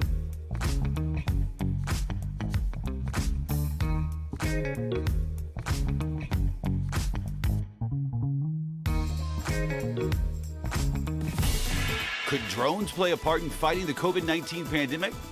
Let's connect the dots. Atrium Health has been working with UPS for a long time to perfect this technology. Now they can use a drone to deliver vaccines 25 doses at a time from the main hospital to nearby practices and pharmacies. And this is not your normal delivery drone. It's climate controlled. Remember, the COVID vaccine has to be stored in incredibly cold temperatures, so the drone is packed with special gel to keep them cool. But is drone delivery actually that helpful for delivering vaccines? Researchers say yes in certain situations. Drones could help transport vaccines to places that are hard to reach by delivery truck. In fact, the technology is already widely being used by Pfizer to ship vaccines in Ghana. And here in the U.S., drones could help lighten the load for delivery drivers. Saving a few trips with this technology could go a long way, as companies face staffing shortages and a growing mountain of online deliveries. Still, it could be a while before we see drones take over the vaccine rollout. Right now, Atrium is only operating one drone within a mile radius in Winston-Salem. But the technology is looking promising for fighting disease in the future. And that is connecting the dots.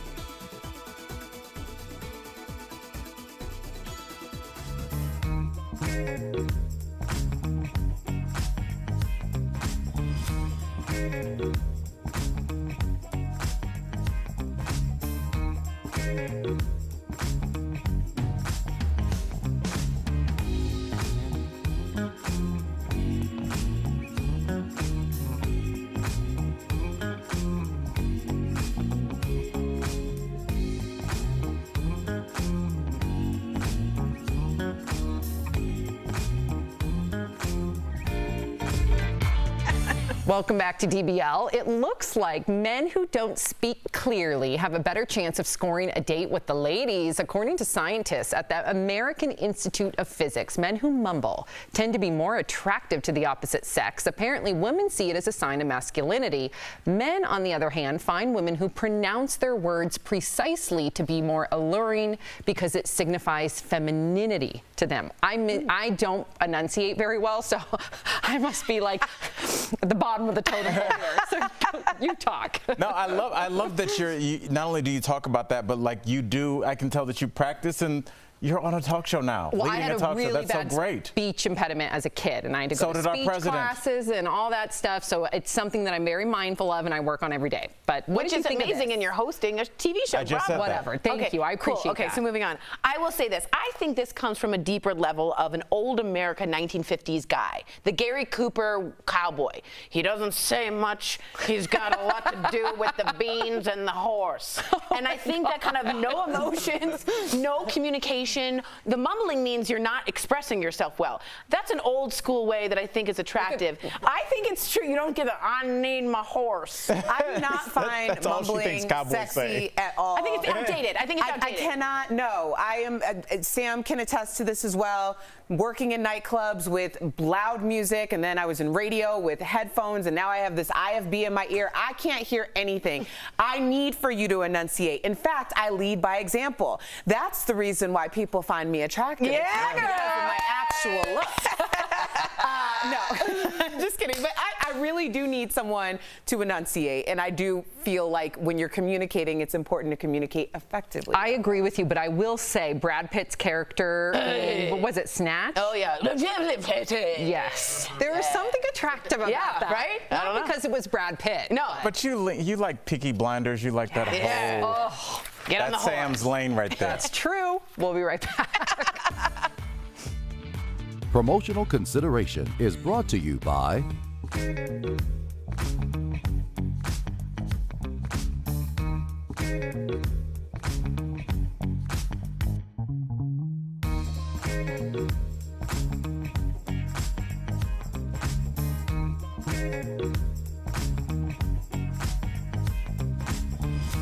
Question: are at-home COVID tests a reliable way to determine whether you've been infected? Let's verify. Our sources: family physician Dr. Carla Robinson, and information from 3 common at-home tests found in stores: Abbott Bionex Now, Illum COVID-19 Home Test, and Cadell QuickView.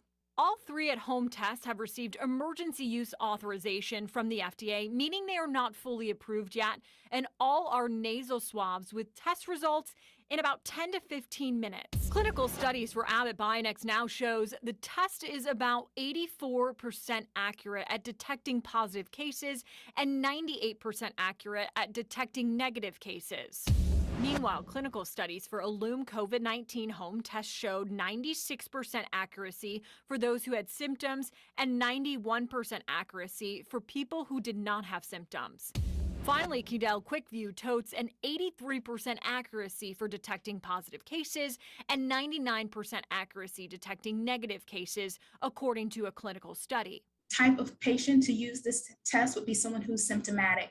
Those who are asymptomatic and just may have been exposed, there may be a lot more variability there. Dr. Carla Robinson says these tests are fairly accurate. However, the most reliable test is a PCR test, administered by a medical professional, where the swabs are sent to a lab for analysis. PCR is the gold standard type of test that we have for COVID-19, which is the most reliable and the one that's used most often in the hospital or clinic setting.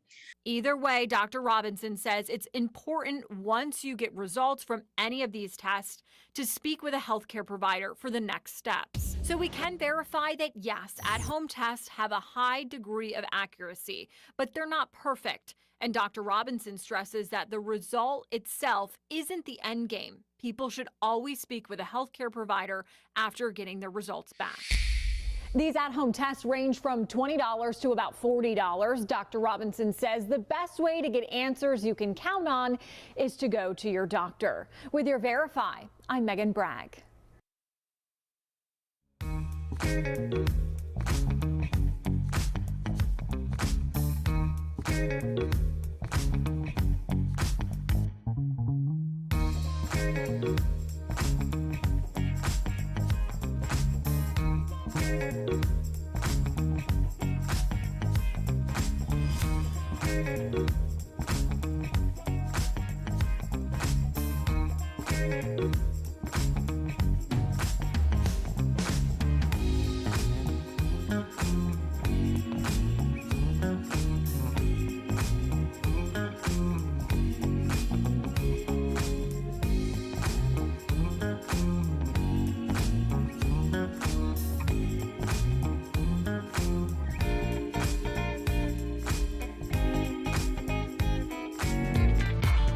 Before we go, a bird at a Sydney zoo can perfectly mimic the sound of a crying, wailing baby. Watch.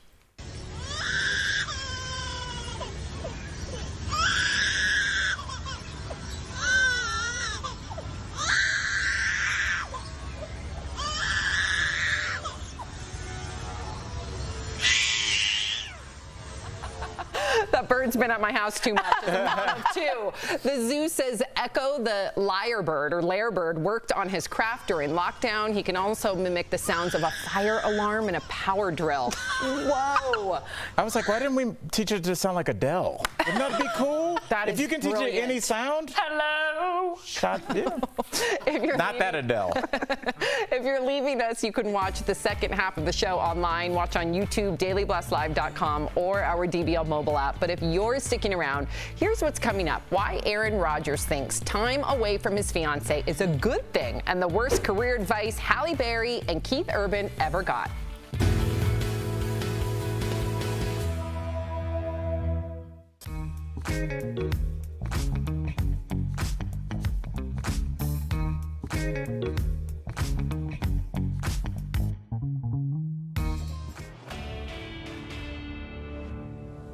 So let's verify, can you catch diseases from floodwater? And we could tell you that right off the bat, the answer is yes. This is true. That's according to our expert sources, Dr. Kellogg Schwab, a professor in water and public health at Johns Hopkins, Dr. Matt Wilson, the vice chair of emergency medicine at MedStar Washington Hospital Center, and the CDC. And there's good reason to stay out of the floodwater if you can, according to the CDC. They say that it can cause things like wound infections, skin rash, gastrointestinal illnesses, and tetanus. After a flood, you have increased contamination of local water sources from maybe sewage water.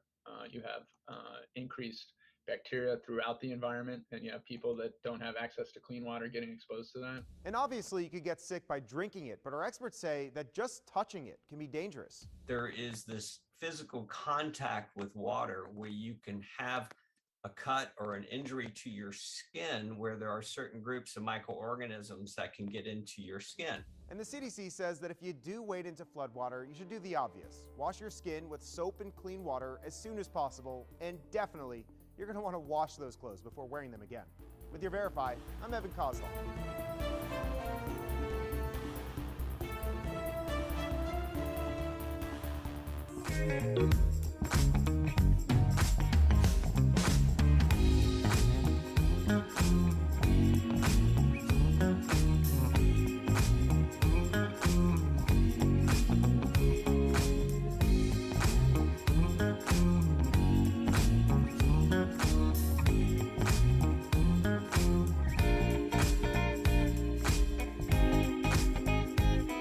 This is Daily Blast Live. We're talking about what you're talking about. Real, honest, entertaining, live. DBL starts right now. Welcome to DBL. I'm Sam here with Al, Tori, and Erica. Let's get started. So Aaron Rodgers is apparently looking forward to a little more me time. During a recent interview, the NFL star said time away from his fiancée, Shailene Woodley, is a, quote, good thing. The two spent a lot of time together during quarantine, but when things open back up, they are both back to work, and Aaron says they are looking forward to focusing on work and their own routines for a while. Shailene's acting career keeps her in Los Angeles, while Aaron is in Wisconsin. So is time away from your spouse, Erica, in your opinion, a good thing or a bad thing? I think it's a good thing. You know, I do believe the absence makes the heart grow fonder. For pretty much the duration of my relationship or my marriage, we've had a lot of time apart because one of us was traveling all the time. So now it's been interesting with lockdown. I do enjoy my husband. You know, it gives you something to talk about. You know, your experiences for that day or that week might be different. Yeah, well, yeah, I agree. First of all, I have a theory about these two. I think they got together very quickly, if you remember, and then had the whole pandemic to be like, uh-oh. So it might just be like they need to slow down a little bit. I love them both. I think they're kind of nerdy and granola, and I love that couple. As for me, I'm super codependent. I like to spend a lot of time with my husband, almost all the time, almost too much time. And what I've learned from Will Smith, there's a famous video with Jada who says, you can't fill the other person's cup. You have to fill your own cup, and they have to fill your cup, and you can walk down that road together. And I've learned that What having happened to the cups? It's a metaphor. Okay. So I learned that walking that path, not always together, but facing the same direction is the best way to do it. So I need to back off a little, and I need to know that. Do you think that should be something that's in your dating profile? Like, honestly, just like along with non-smoking, like... Codependent, not codependent. Yeah, maybe a nicer term, but like, honestly, like, hey, I'm the kind of person that, whatever term we came up for, I kind of like that 4 hours by myself, that kind of thing, because I think a lot of people Tori, if you were with a different partner, they'd be like, hey, I need to breathe. I want to be in my den for a little while. And I think that could cause problems. Yeah, because I'd be like, hello, what are we doing? Especially if you live in an apartment. Good luck. Yes. Right? Okay, so even celebrities can get bad advice. And if Halle Berry or Keith Urban had listened to theirs, we might have never learned their names. So during a recent interview, the Oscar-winning actress said, someone once told her to have a backup plan to acting, but she isn't the only one who was told she didn't have what it takes. So yesterday, country star Keith Urban posted a video on his Instagram that shows him at age 16 performing at a talent show, and just listen to what the judge said to him. You're just wasting your time chasing the tail of a dragon kind of dream. At 16, I'd have thought, for instance, you'd be pretty keen on forming a group. You're a little, I think, as a solo performer, not quite enough strength. Sometimes you just got to prove them wrong. Wow, what an inspiring video. Erica, do you believe in having a backup plan, or if you have a dream, you go all in? If I have a dream, I go all in. But I think that we've redefined backup plans because we're in a gig economy. And for those of us, I mean, all of us had our side hustle, so to speak, when we had our going all in on our dream. So I always encourage people not to think of their side hustle as an actual side hustle. It's a part of your collage of, or, you know, repertoire of things that you need in order to go forward in your dream. You know, I don't want to sound like a hater. I can't wait. But give it to us, Do you know Al. why people love the original American Idol? Because Simon Cowell was honest about your performance. And I say that you look at the source, but in that case, he had credentials.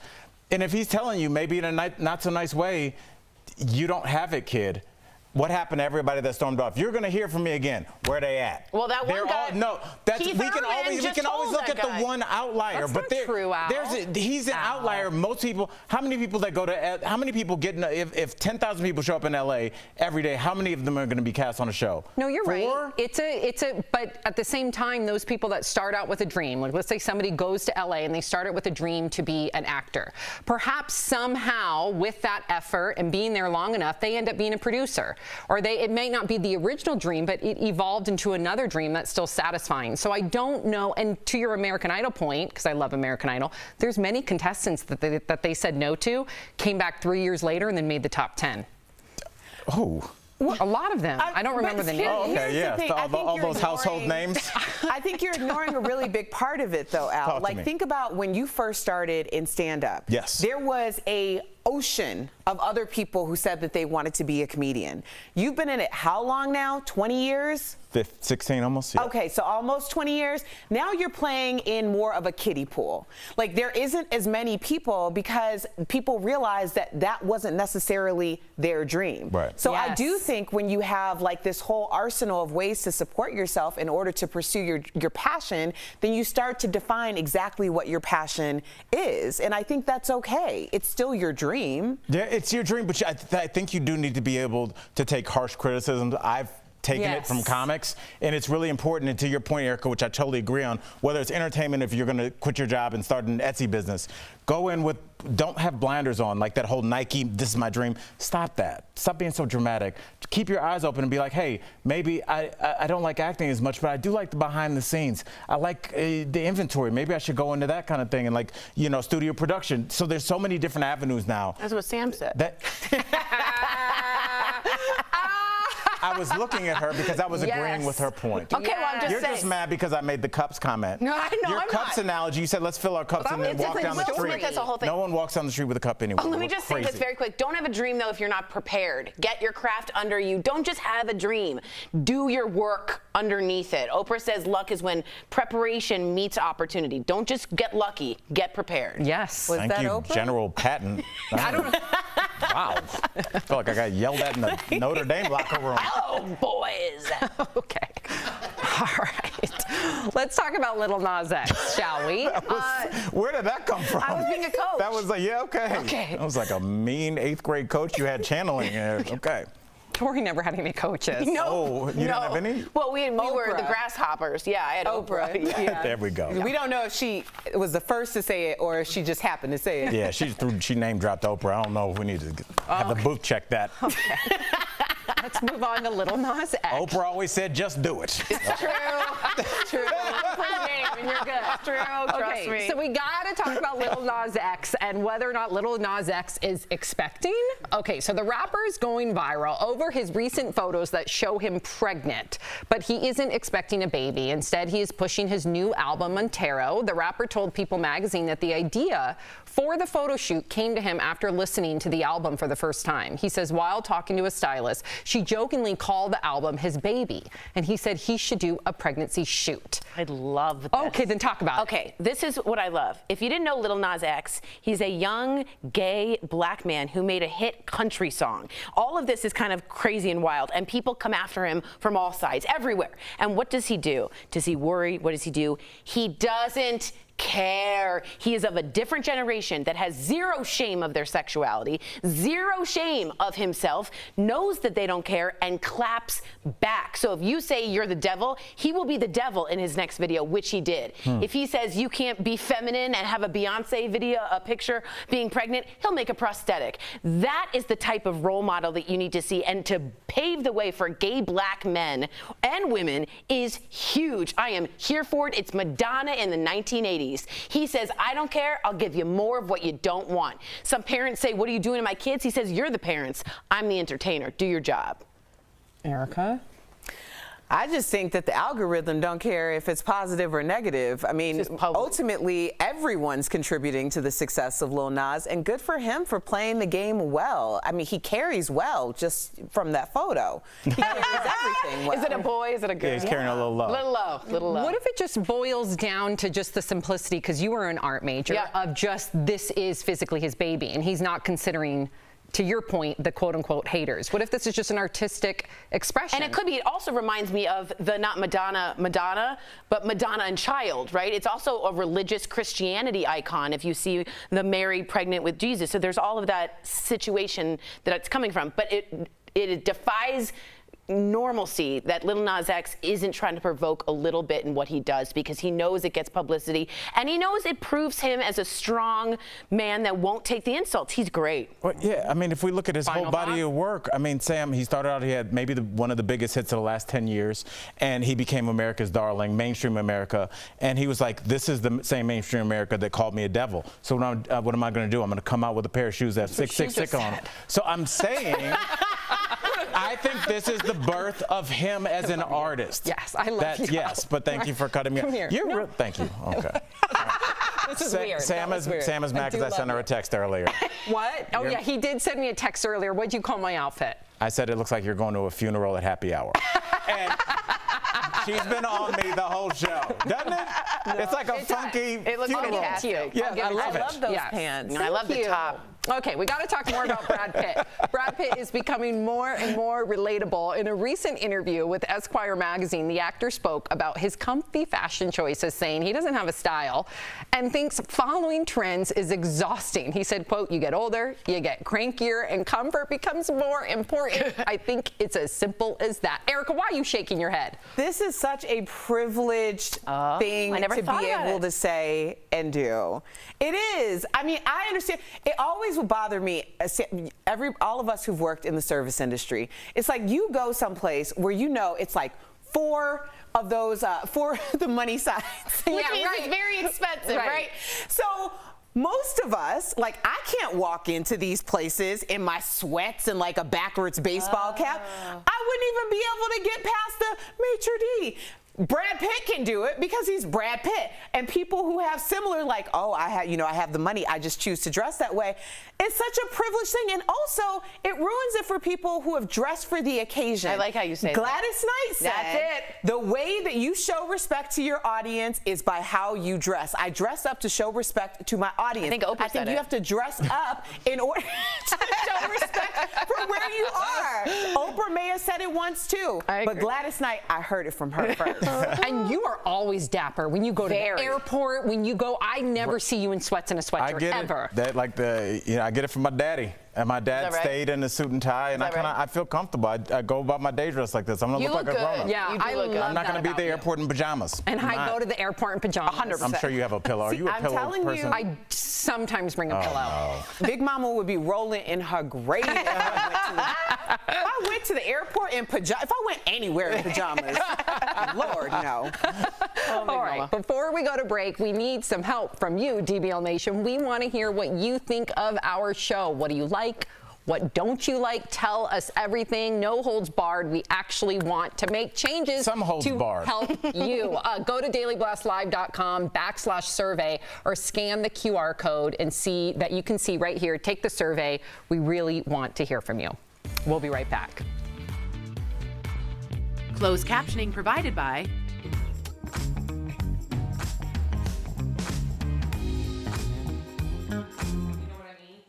Okay, so my father-in-law is 80 something, and he's a really like old school masculine man. He's a sportscaster, bald, smokes cigars still, wears never a pair of jeans, like always pleated pants, like just like old school dude, right? And we go out to eat, and we have the waitress is like this, how many? And we're like 4, and she's like, here's your menu, and she puts down a sticker with the QR code, and he goes, what is this, some kind of joke? Yeah. The QR code menu thing, I don't like it. I don't like it, and it's very confusing to people who want to read a menu. Now, I sound 100 years old, but that we never went back to that restaurant ever again. That's 45 years old or plus. What is like it, my some dad kind of wouldn't joke? know what to do with it. Yeah, he's like, what are you kidding me? Some people don't have a phone. What is it? You can zoom in if you have hard to see. That's right, you can zoom big. If you're hard of seeing. See, I like the restaurants that have taken it a step further. With the waiter, you don't need you can order everything you want from your phone. I do like that. I love that. Bar Taco has I mean, that. certain places, Really? obviously, Yes. you're there Putting the for. waiter out of business? No, they're all getting tips by pooling. Yeah. So you get, It's and then it's fantastic. like you don't have to wait for someone. Like, I need another water. And you can put a little sign up that says, I need help if you need something, and someone's watching your table. And then when you're ready to leave, you leave. Close it out. You leave. You can QR code your friends. That's right. Put it all on one thing. And everyone seems happier. The wait staff seemed happier. Not, they were treated well. I like when people pool tips. It makes me feel I don't happier. like pulling tips. Oh, is that No. bad? No. Oh. I hate it pulling tips. Oh, wait, is this It's bad? like you want me to work my hardest and bring in my regulars, and then you just gonna sit around and take a percentage of my money? But you don't think we all uplift each other? No. No. Right, exactly. Because the difference is I was elevate the each one other. that when my regulars came in, I had their drink waiting for them as they Oh, that's approached nice. the bar. That is nice. I wasn't waiting around nice hoping touch. that someone came and asked me for a drink. That's service. That's a people. nice touch. I would have tipped. Very well done.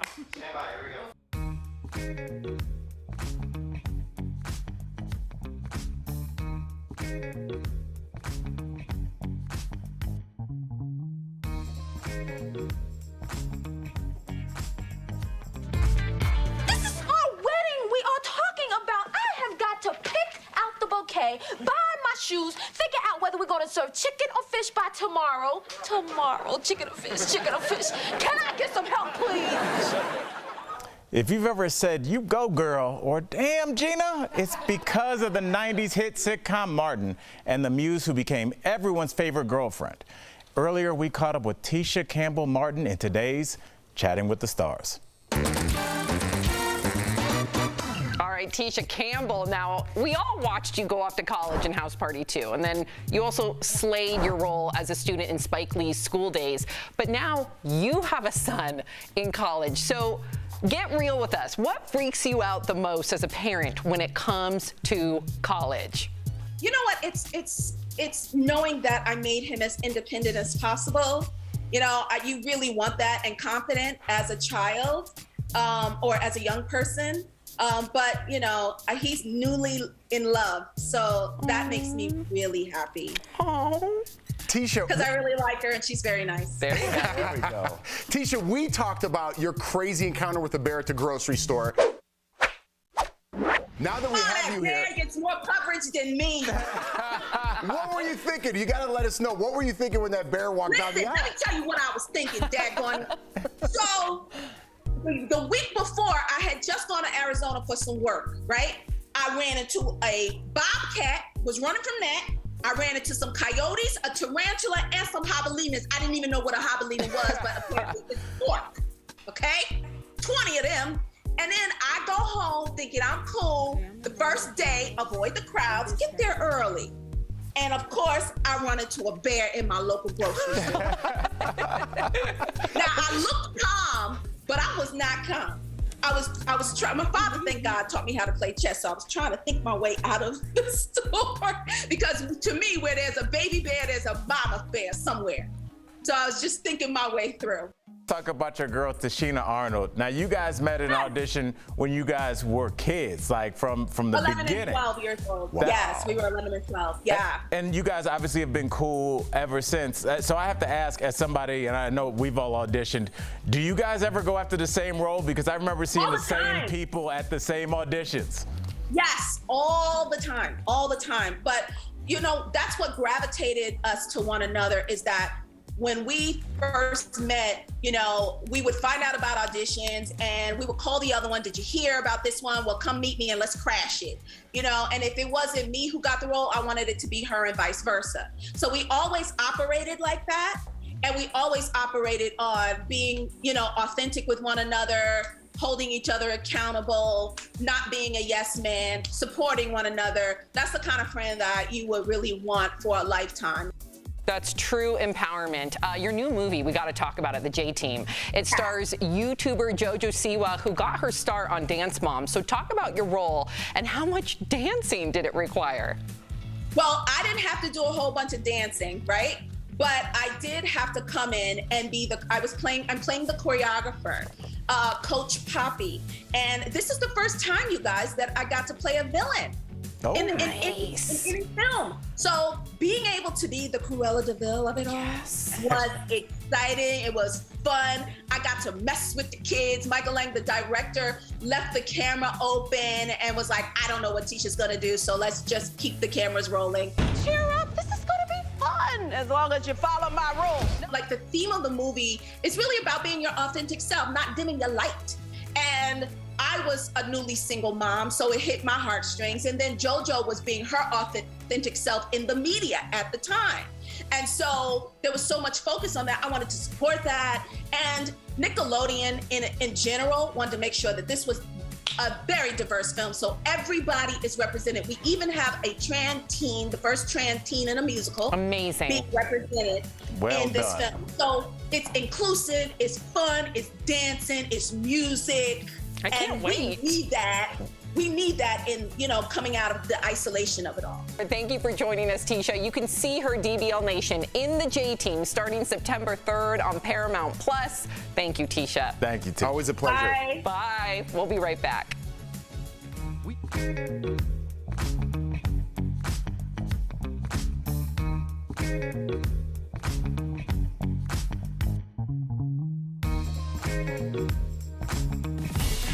Could drones play a part in fighting the COVID-19 pandemic? Let's connect the dots. Atrium Health has been working with UPS for a long time to perfect this technology.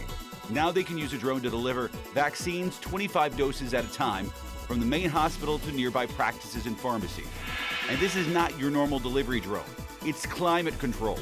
Remember, the COVID vaccine has to be stored in incredibly cold temperatures, so the drone is packed with special gel to keep them cool. But is drone delivery actually that helpful for delivering vaccines? Researchers say yes in certain situations. Drones could help transport vaccines to places that are hard to reach by delivery truck. In fact, the technology is already widely being used by Pfizer to ship vaccines in Ghana. And here in the U.S., drones could help lighten the load for delivery drivers. Saving a few trips with this technology could go a long way, as companies face staffing shortages and a growing mountain of online deliveries. Still, it could be a while before we see drones take over the vaccine rollout. Right now, Atrium is only operating one drone within a mile radius in Winston-Salem. But the technology is looking promising for fighting disease in the future. And that is connecting the dots.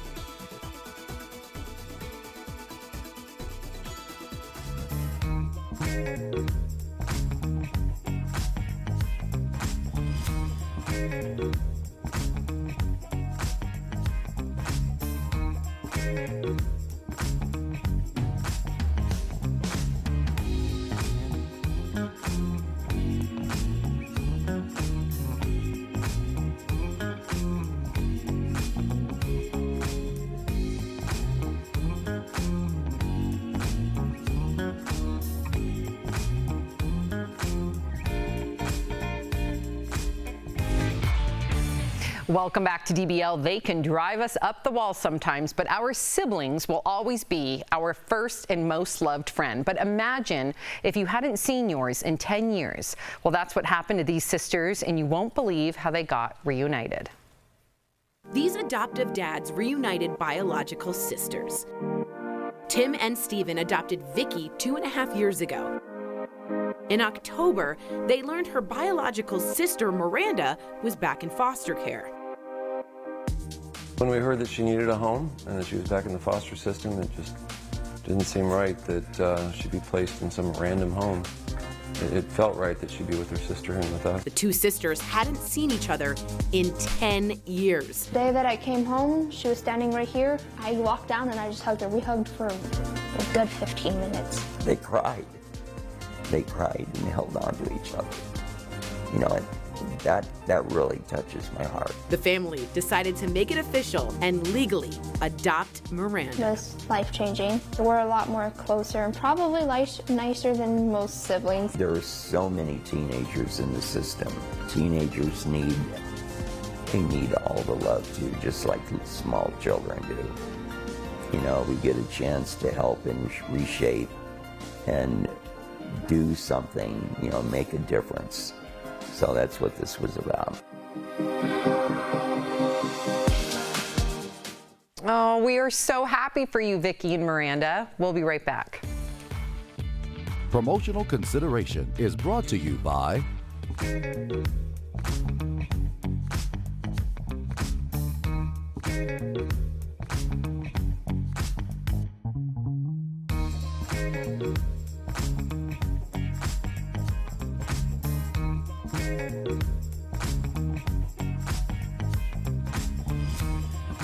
Are at-home COVID tests a reliable way to determine whether you've been infected? Let's verify. Our sources, family physician Dr. Carla Robinson, and information from 3 common at-home tests found in stores. Abbott Bionex Now, Illume COVID-19 home test, and Cadell QuickView. All 3 at-home tests have received emergency use authorization from the FDA, meaning they are not fully approved yet, and all are nasal swabs with test results in about 10 to 15 minutes. Clinical studies for Abbott Bionex Now shows the test is about 84% accurate at detecting positive cases and 98% accurate at detecting negative cases. Meanwhile, clinical studies for Illume COVID-19 home test showed 96% accuracy for those who had symptoms and 91% accuracy for people who did not have symptoms. Finally, Cadell QuickView totes an 83% accuracy for detecting positive cases and 99% accuracy detecting negative cases, according to a clinical study. Type of patient to use this test would be someone who's symptomatic. Those who are asymptomatic and just may have been exposed, there may be a lot more variability there. Dr. Carla Robinson says these tests are fairly accurate. However, the most reliable test is a PCR test administered by a medical professional where the swabs are sent to a lab for analysis. PCR is the gold standard type of test that we have for COVID-19, which is the most reliable and the one that's used most often in the hospital or clinic setting. Either way, Dr. Robinson says it's important once you get results from any of these tests to speak with a healthcare provider for the next steps. So we can verify that yes, at-home tests have a high degree of accuracy, but they're not perfect. And Dr. Robinson stresses that the result itself isn't the end game. People should always speak with a healthcare provider after getting their results back. These at-home tests range from $20 to about $40. Dr. Robinson says the best way to get answers you can count on is to go to your doctor. With your Verify, I'm Megan Bragg.